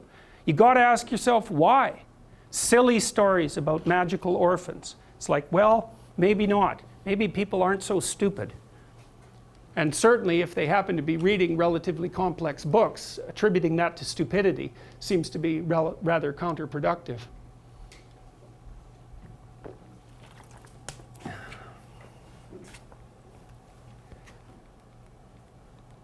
All right, so that's the chaotic domain. Now, we got to think about the chaotic domain for a minute. The chaotic domain is where you don't know what's going to happen. And anything could happen, positive or negative. Anything can happen. And so you can think about the chaotic domain as the birthplace of order. It's the place from which order emerges. Well, it's akin in some sense. Remember what happens in Pinocchio.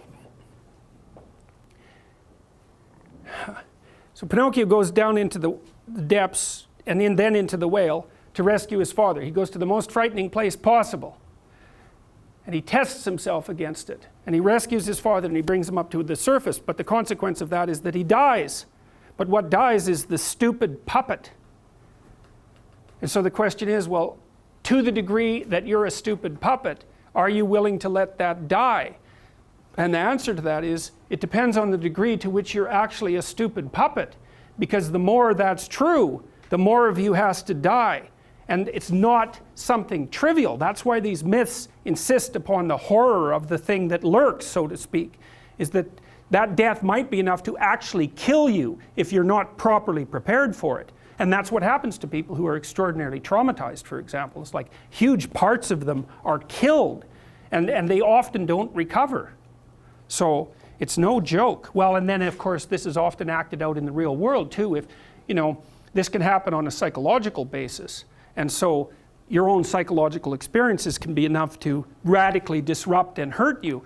But it can be worked out in the real world too, because if you're wandering around naively with your eyes closed and you run into someone who's really psychopathic, they'll take you apart and you'll have no defense against it whatsoever because you're too blind and naive. And if you encounter someone like that and they leave you in the ashes, which they might, it's certainly possible that you'll never recover from it. You just will not be able to handle the aftermath, but also you won't be able to handle the fact that something like that could actually happen. And that's really the nature of trauma. You cannot believe that that could actually happen. And that's an encounter, it's almost always, and this has been the case, certainly been my clinical experience. What traumatizes people is malevolence. It's not tragedy, although tragedy can traumatize people if it's severe enough. But generally, no, people can withstand tragedy. They are done in by real malevolence. And so sometimes it's the realization of their own malevolence that does them in. But when that isn't the case, they encounter someone who's out there in the world who's actually operating to hurt them. And so, and if the person is psychopathic enough, and this is actually goes beyond pure psychopathy, because at least the psychopath has the sense to be self-interested. You can go far farther than that, where you're perfectly willing to hurt yourself as long as you hurt the other person at the same time. And that's where you go when you're doing something like conjuring up the idea that you might shoot up a school, because those people always kill themselves at the end. And you might think, well, why don't they just save everyone a lot of trouble and kill themselves at the beginning? Well, that wouldn't exactly be the point, would it? What they want to say is, life means nothing to me, nothing. But I'm perfectly willing to make as many people as I possibly can suffer before I demonstrate that. And so that's a step past psychopathy. And if you encounter that in someone, or in yourself, that's going to be a deeply unsettling experience. And the idea behind many of these stories is that you cannot figure out what to do about that before you have an encounter like that. And if you think about that properly, that's as horrifying an experience as you can imagine, right? It's precisely that. It's as horrifying an experience as you can imagine. So, all right, so back. This chaos, this is the birthplace of things. That's why often it's represented as feminine, because feminine things are the birthplace of things. Now again, you know, people are stuck with the necessity of interpreting their experience through the biological platform of interpretation that they evolved. And so we could say, well, we recognize feminine, we recognize masculine, we recognize parent, we recognize child, and that's ancient, right? That's as ancient as mammals. And so those are fundamental social cognitive categories. And we had to exploit those categories to represent the world beyond that when we started to be able to represent the world beyond that. Just as a primate, like a chimpanzee or a tree-dwelling primate, a complex primate, almost all of their categories are social cognitive. Right? Why? Because they live in complex social environments, and there's a relationship between the size of the social environment that a primate inhabits and its brain size. The bigger the brain, the larger the environment. And you could think there's a loop there, right? If your brain's too small, you can't handle the larger environment. So the environment grows and it selects for creatures that are complex enough to compute the environment, and then that gives a selective advantage to creatures that are acute or are sharp enough to compute the environment, and so there's more of them, and it loops, and the brain grows. I mean, it's not the only thing driving the evolution of the brain among primates, but it's a primary source. So we have those categories to begin with, and then we have to view the world as it manifests itself outside those primary categories through the lens of those categories. And so what happens is we use the symbolism of sex differentiation and the symbolism of parent-child relationships to begin to account for the manner in which the world manifests itself. Masculine. Why? Well, that's the patriarchy. Chaos. Feminine. Why? Well, partly it's conceived of in opposition to the patriarchy, but more importantly, it's the thing from which order rises. So it's perfectly reasonable to consider it feminine. And then order again. And then the question is, well, you have order, father, chaos, mother. And then you have this transformational process. Well, that's the mythological hero. And those are the three fundamental characters of mythology. Individual, culture, nature, right? It's the universal world. And then that's differentiated further. Positive individual, negative individual, hero and adversary, tyrant and wise king, the destructive element of nature and the creative element of nature. And those are perfectly reasonable categories. They do a lovely job of actually representing how the world does manifest itself to us in the domains that are permanent. There's always a conscious observer who's ambivalent about the nature of the world. There's always a social structure that's half tyrannical and half order producing. And there's always the nature that gives rise to everything and that destroys it at the same time. Always. It's permanent. And so that's another reason, it's so interesting, that's another reason why the mythological representations are hyper real. Because you think, what makes something real? Let's say protons are real. Why? Because at one level of analysis, every single thing is made out of protons. So you can use it as an explanatory tool, the concept, you can use it as an explanatory tool for every possible situation, and it's true across all possible spans of time, although protons do decay, but it takes billions and billions of years. So real means works now, works forever, applies now, and applies everywhere. Well, that's exactly what this map means. It's that there's always an observer, there's always a framework of interpretation, and there's always that which is being observed. There's always the individual, there's always the social environment, the dominance hierarchy. And there's always the nature that exists outside of that. There's always the knower, the known, and the unknown. Always. So then the question is, well, how do those things interrelate? Well, you differentiate them into their positive and negative elements, because there's always the positive and negative element, and then you tell stories about how the different categories interact. And that's what the stories do. And the more mythological the story, the more that underlying schema is self-evident in the plot. And you especially see that, I think, in stories for children. And maybe that's because children can't understand stories unless they're archetypal.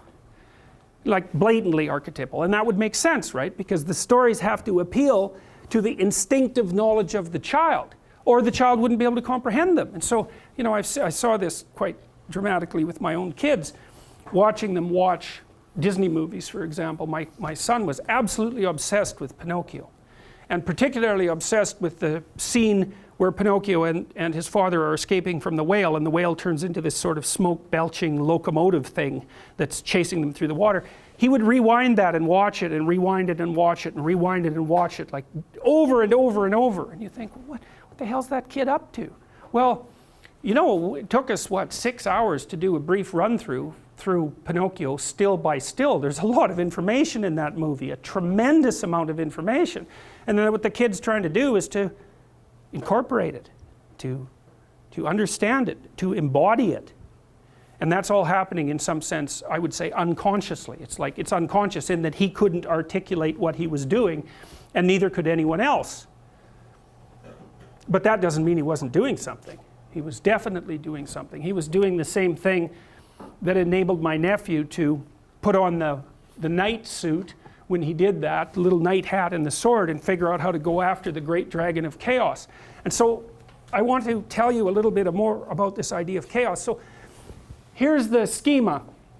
You have the archetypal sun, and we'll get to why it's masculine and not feminine. And that's also taken me a long time to crack, because the women in this class have always asked me, well, the hero in mythological stories is male, where does that leave women? And I never knew what to say about that exactly. You can look at Sleeping Beauty, for example, that story. And Sleeping Beauty is rescued by a prince. And you can think of that prince at two levels of analysis simultaneously. You can think about it as an actual male who plays that role, but you can also think about it as the exploratory, assertive, and courageous part of the feminine psyche that's necessary to bring unconsciousness up into consciousness. And the story works perfectly across both those levels of analysis. And that is the classic way, I would say, of explaining this particular mode of representation. But it came to my attention, this was so interesting, this is what triggered this for me finally. I was reading this book called A Billion Wicked Thoughts, that was written by a bunch of engineers at Google, and they were looking at billions of Google searches. And you know, there's no shortage of pornography on the internet, and there's much less by proportion than there was when the internet was first invented. And it's so interesting because it actually turned out that one of the things that drove the development of the internet and the technology was the proclivity of young men to search out sexually provocative images. That was what was at the forefront of the development of the net. It's extraordinarily interesting. They were motivated to use it for that purpose, and that provided the platform from which it emerged. Amazing. Anyways, the Google engineers looked at pornographic search processes and then segregated male searches from female searches, and what they found was that the males searched out images. Surprise, surprise, no one considers that, you know, particularly interesting, but the females searched out literary representations of pornography. It was written. And so I can give you an example of that. If you know about Harlequin romances, does everybody still know about those? Anybody not know about those? Okay, well, they're mass market romances, and of a very stereotypical type. And the original ones were pretty harmless in terms of no violence and no real sexual content. But that was 40 years ago, and they've differentiated tremendously, and now there's hardcore Harlequin romances, and with particularly garish covers, and then there's the old, you know, more tame, basic, sexless and aggressionless romances where everything is implied and not explicit, but the explicit ones exist. So they did a plot analysis of the typical pornographic female fantasy. Well, and it's so comical because engineers did this, and social scientists would never do this because they'd be probably too concerned about the ethics of it or some damn thing. But engineers, you know, they'll just plow ahead with no concern whatsoever for such things, and they actually discover things that way. And so they discovered the basic plot of the female pornographic literary product, and they identified, so basically what happened was that a innocent, well-meaning and attractive young woman encounters a male who's a bit of a monster. And the monster, there's 5 types of classic male monster. For all you males who want to know, this is what you can become. Vampire, that's a good one. Werewolf, billionaire, pirate, and surgeon. Okay, so that's very interesting because, well, first of all, there's a dominance thing. Now you're actually blushing, you know, you're actually blushing about that. That's very, very funny. So, sorry to point it out, but it's so comical, you know. I know, it's so funny. I was reading this, it was just cracking me up. I thought, oh my God, really? Pirate, vampire, oh, that explains it. What about all these damn vampire shows, right? They're so popular online, they're so popular on Netflix. Oh yes, and then there's the werewolf. There's nothing sexier than a werewolf, apparently. But I mean, so there's predatory dominance that's implicit in that, right? With the billionaire, it's more abstract, but clearly that's an indication of very high success in the male dominance hierarchy. So, but there's this desire for aggression that's in that, a real aggression. Right, and it's not surprising to me at all. It makes perfect sense. But the basic plot is that the woman encounters this mysterious and aggressive male and tames him. That's the female hero myth, as far as I can tell. It's Beauty and the Beast. And so it's because, well, there's no fun in taming someone who's already tame. And what makes you think you really want someone who's tame anyways? There's no interest in that. Plus, when chaos manifests itself, what makes you think that someone tame is going to be good for anything? And it's a real question. And so that aggression is absolutely vital. It's absolutely necessary. But because it's incredibly dangerous, which of course it is, it has to be civilized. And so what happens is that the archetypal female in these pornographic romances seduces and tames the aggressive male. And that's her encounter with chaos. Now it's more complicated. Of course, females, they're more complicated, and that's exactly how it is. And it's no wonder because their lives are more complicated. But okay, so back to this. So this map isn't predicated on the Beauty and Beast story, and I don't know what to do about that at the moment. But whatever, we're going to go with this map for the time being because it's been the dominant one. You have the archetypal son who's hero and adversary. That's Cain versus Abel, for example. It's Abel versus Cain, hero versus adversary. And then that dyad, that hostile brothers, that's the motif, mythological motif that lays out. It's a very common mythological motif.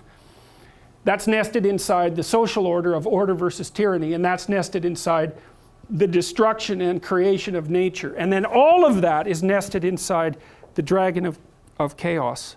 And so it's interesting because you say, this is, you have the entity that knows, and that's the hero, and then you have the structure within which that entity is operating, and then you have the unknown. It's the son, it's the father, it's the mother. The mother stands for chaos, but outside of that, there's this additional chaos that's paradoxical. And you might say, well, why do you need to have 2 kinds of chaos? And that's where things get ridiculously complicated. The littler chaos is what's defined in relationship to what you already know. So it's manageable in some sense. It's that which combined with what you already know can bring something forth. There's a sexual metaphor in that. You take what you know, you take something you don't know, you put them together. This isn't enough to overwhelm this, and this isn't enough to suppress this. The two come together in a creative union and something new is born from it. So that's the Holy Father, the Holy Mother, bang, and the hero that emerges out of that. Okay, but then there's the chaos that's so overwhelming that it just demolishes everything. And it's the ultimate source of what's known and what's unknown in relationship to what's known and the knower itself. And that's symbolized by this dragon of chaos. And I'm going to show you another way of thinking about it. It's the most primordial of symbols. Here's the Piagetian idea. Child occupies a circumscribed domain of knowledge. The child applies that domain of knowledge to the world. Generally that works. Sometimes it doesn't. Something unexpected happens. Okay.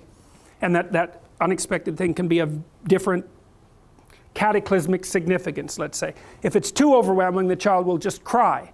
And then the parent comes in and fixes up the anomalous thing. But the child's investigating and playing, pushes his food off the table or pushes his spoon off the table and watches it fall. And is playing, and he's playing at the edge of order and chaos, trying to expand his knowledge domains at the rate that is most palatable to him, we'll say. So what's happening precisely? Well, you can say that the child is in a specific place and is doing a specific thing with a specific outcome, or you can generalize from that and you can say, well, the child is occupying a structure, a cognitive structure. And there's that which is outside the cognitive structure. And then you might say, well, how do you conceptualize that which is outside the cognitive structure? And the answer to that is, you can't, because it's outside the cognitive structure. But it still exists. And so here's a way of conceptualizing it. What's outside the cognitive structure is latent information. It's a domain of latent information. And information means information. Right? And so what you're trying to do when you go beyond your knowledge structure is to look for new regularities in the environment that you can map and incorporate them into your structure. But that domain of latent information, that's chaos itself. And that's what's symbolized by the dragon of chaos. That's why it's predator, multidimensional predator, plus thing that holds treasure at the same time. Because in order for us to guard ourselves, here's a way of thinking about it. In order for us to guard ourselves properly against the eternal existence of the absolute unknown, we had to conceptualize it first. I can say absolute unknown. It's like, well, God, you think that's such a strange category. It's the category of all things that have not yet been categorized. It's like zero, it's like the antithesis of zero. It took people a long time to come up with the idea of zero. It's the category that contains nothing. Well, what do you need a category like that for? Well, to do mathematics, as it turns out. This category is the category of all things that have not yet been mastered. And your job is to be a master of the category of all things that have not yet been mastered. And you're not going to do that till you can conceptualize it. You conceptualize it with the gold hoarding meta predator, because that's your opponent. And your job is to know how to confront that continually and to extract out from it what it holds as value. And that's the permanent solution to the problem, because it's never going to go away, right? It's an eternal thing. All you can do is master it the same way that a surfer masters a wave. You master it in the process of mastering it. There's no solution to the problem except the solution of continual mastery. And so that's what you are. You're a shape-transforming wizard that's doing its best to keep up with the continual transformation of that which you do not yet understand. And I think there's absolutely no difference between that, by the way, and this thing that women chase in their pornographic fantasies. It's the same thing. It's the same thing. The werewolf's a good example of that, and the vampire, right? There's this capacity for what's normal to transform into something that's extraordinarily aggressive and to manifest mastery as a consequence of that. So it's the transforming spirit, and it can transform itself without bound, and certainly in directions that aren't socially acceptable, let's say. There's a line you want to be able to push, and that's again why in the Harry Potter stories, Harry, first of all, is touched by evil, and second is always breaking rules, constantly. Right? And he's the most favored. So interesting, because he's the most favored of Dumbledore, precisely because he knows when to break rules. And so it's so interesting, because Dumbledore, of course, is the spirit of, let's call it the patriarchy, for all intents and purposes. And his favorite is that child that refuses to abide by the rules of the patriarchy, but only under the proper circumstances, right? You don't sacrifice the old rule. unless you have a reason for doing so. The thing you're doing has to be better than the thing that you would be compelled to do by the old rule. And then you have to dare to do it. And you'd say, well, you're not going to do that unless you're already touched to some degree by the spirit of the snake. And that's exactly right.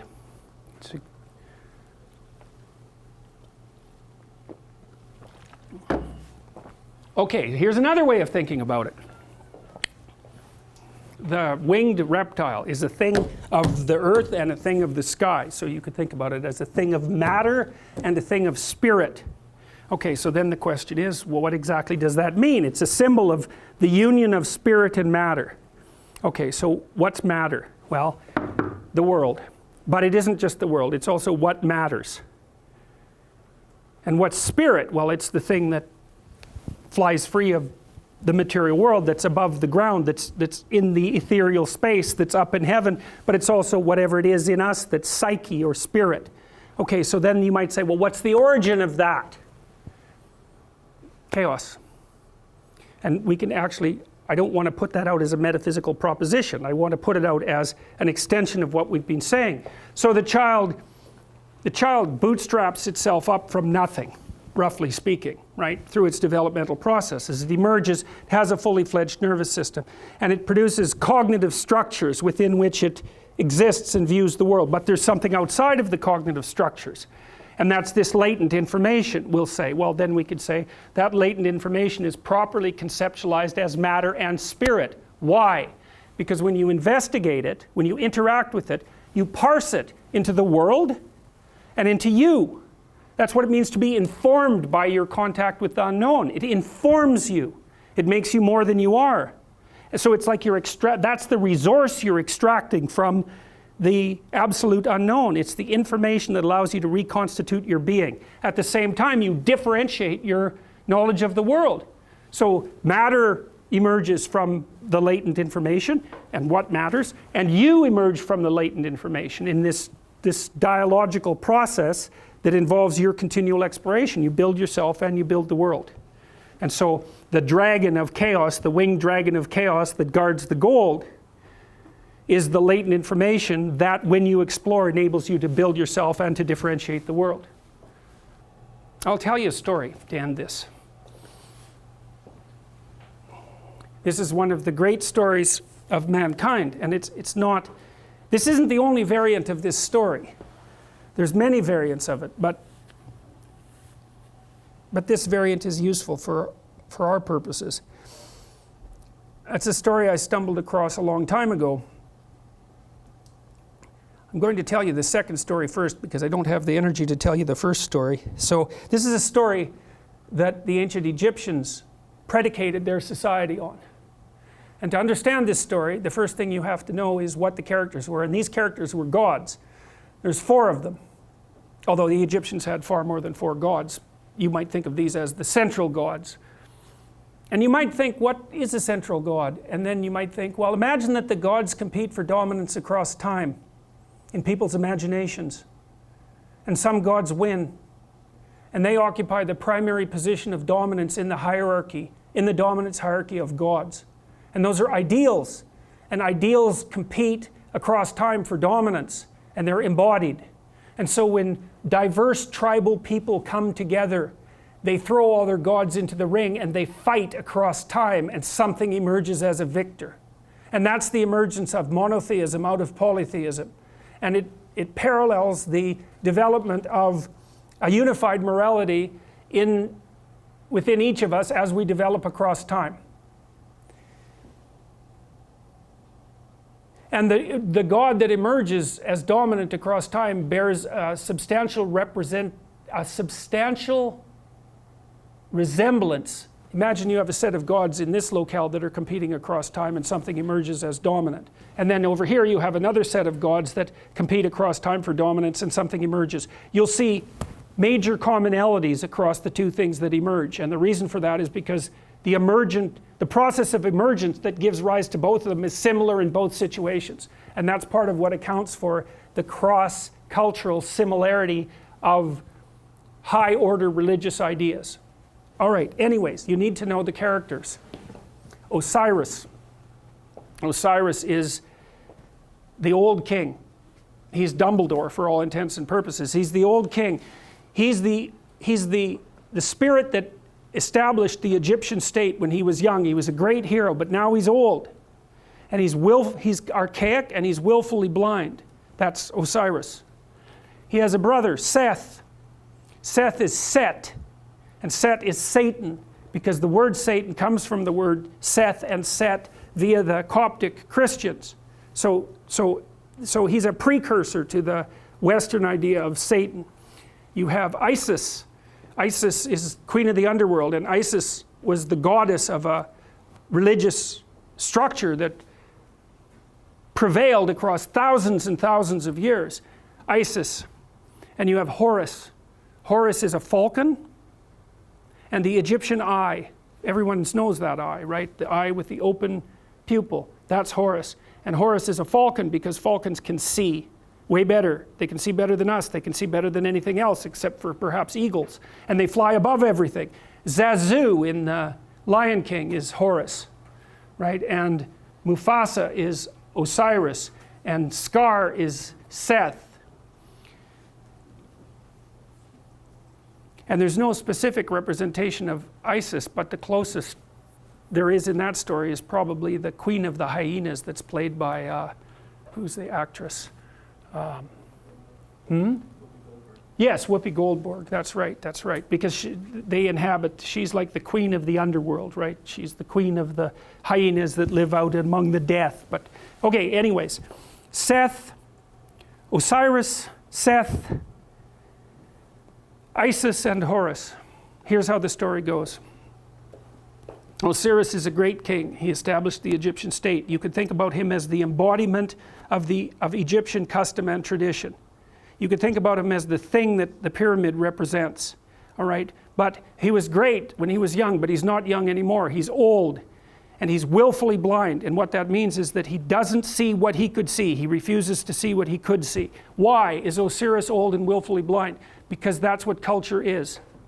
It's a paternal spirit that's old and willfully blind, and it's always that way, always that way. And the reason for that is because it's a construction of the dead. The dead aren't alive. They can't, so they're out of date, and they can't update themselves anymore. And you inhabit their corpse. And that's actually what happens in an earlier story that I'll tell you next week. The early Mesopotamian gods inhabited the corpse of their father, roughly speaking. Anyway, so Osiris was great and when he was young, but he isn't young anymore. He's old and he's willfully blind. He won't look where he knows he should look. He doesn't have the energy, or maybe he doesn't have the spirit. His brother Seth is not a good guy. And Osiris knows it, but he underestimates his malevolence and power. And so Seth wants to rule the kingdom. So what does that mean? It's easy. Every stable society is threatened by willful blindness and malevolence. Always. Every bureaucracy has that proclivity to stagnate and to become blind. That's why corporations die all the time. That's why a Fortune 500 company only lasts 30 years. It's why we have to have elections. It's to stop the dead from staying in control for too long. Osiris turns a blind eye to Seth. Seth is happy about that. Same thing happens in the Lion King, roughly speaking. Seth one day waits for Osiris to make a mistake and to be weak, and he attacks him and he chops him up into pieces. And he distributes the pieces across the entire Egyptian state. In fact, the Egyptians regarded their provinces as pieces of Osiris's body.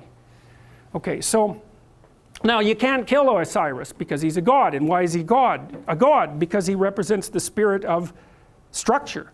And there's always structure. It can't be destroyed. It always reconstitutes itself. It can be hurt and broken into pieces, which is exactly what happens to Osiris. Things fall apart. Why? Because they get old and because malevolence undermines them. That's what the Egyptians were trying to sort out. Okay, so Seth distributes his Osiris all over Egypt so he can't get himself back together. Right? Things fall apart and they can't be brought back together. But the spirit of Osiris still lives in the pieces. So what happens? Order is demolished. What would you expect? Chaos emerges. That's Isis. Isis is queen of the underworld. She's Osiris's wife. Order and chaos, just like the yin and the yang. Order collapses, up comes the queen of the underworld.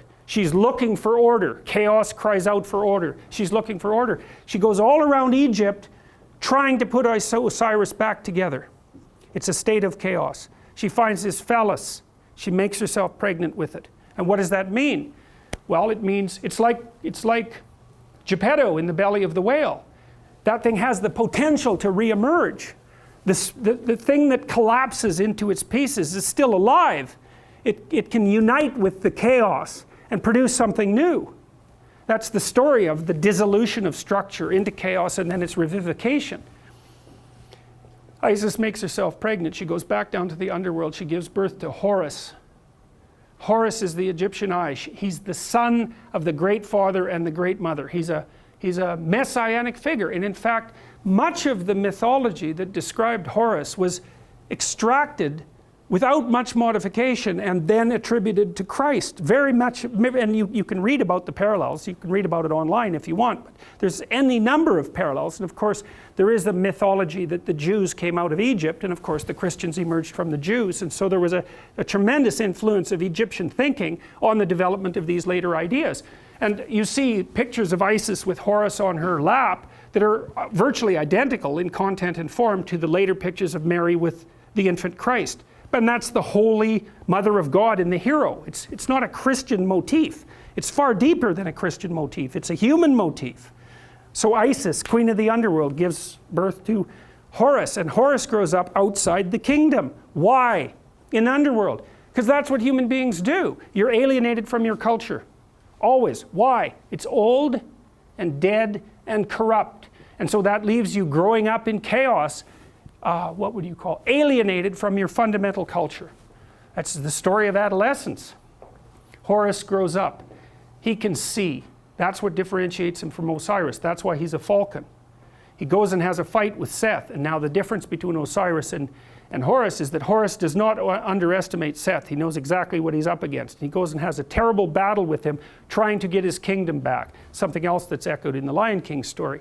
And while Horus and Osiris or Seth are fighting, Seth tears out one of his eyes. Now why? Because Seth is the embodiment of destruction and malevolence, and no matter how conscious you are, if you encounter that, even voluntarily, the probability that it's going to damage your consciousness is extraordinarily high.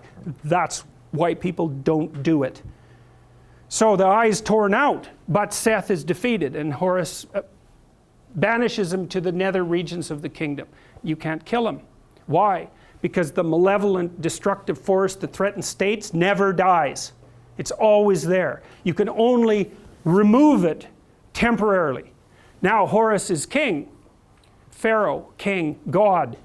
He's got his eye. And so you think, well, he's going to just pop that back in his head, and then he's going to be able to lead. He's going to be able to take his place at the uppermost pantheon of gods properly. But that isn't what he does. He takes his eye and he goes back to the underworld, just like Pinocchio going into the depths to rescue Geppetto. And down there is the spirit of Osiris, who's extant as a kind of half-dead ghost. And he gives Osiris his eye. Now Osiris can see. So what does that mean? You go down into the chaotic, when threatened by malevolence, even to the point of damage to your consciousness. You go down into the chaos and you find the dead spirit of your tradition and you give it vision.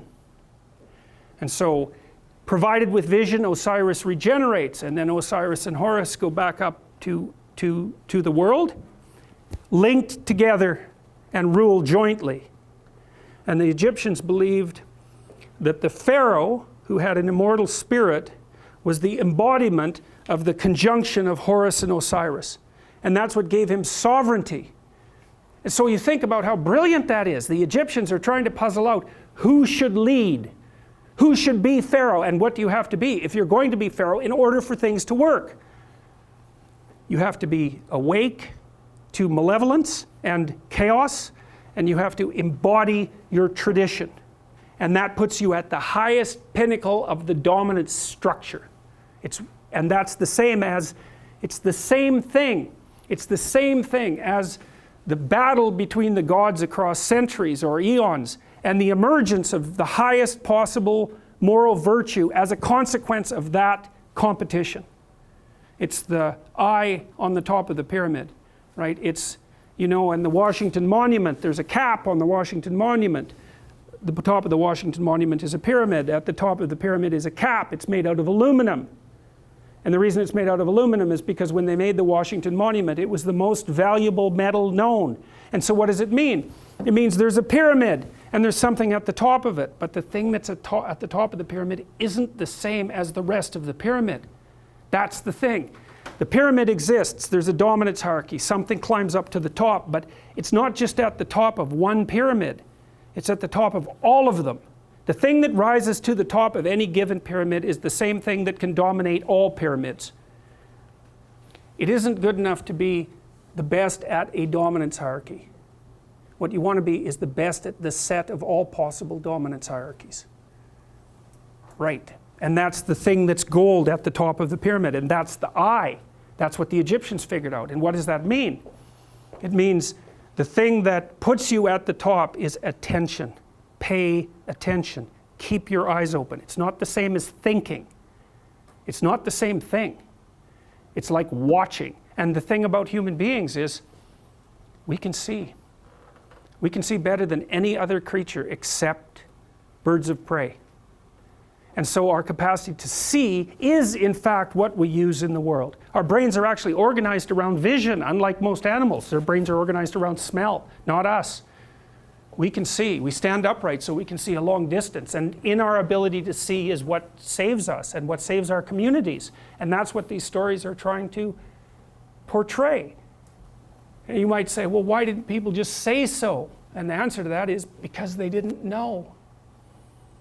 It took a long time to figure it out. Forever. It's taken forever to figure it out. It's part of what I hoped when I wrote this book, and part of the reason that I'm teaching it is because it seems to me that it would be useful for everyone to actually understand this instead of just having it told as a story. It's like, that's great, man. Yes, you need the story. But why not also just understand it? So that's what we're trying to do. We're trying to understand this. So that's good enough for today.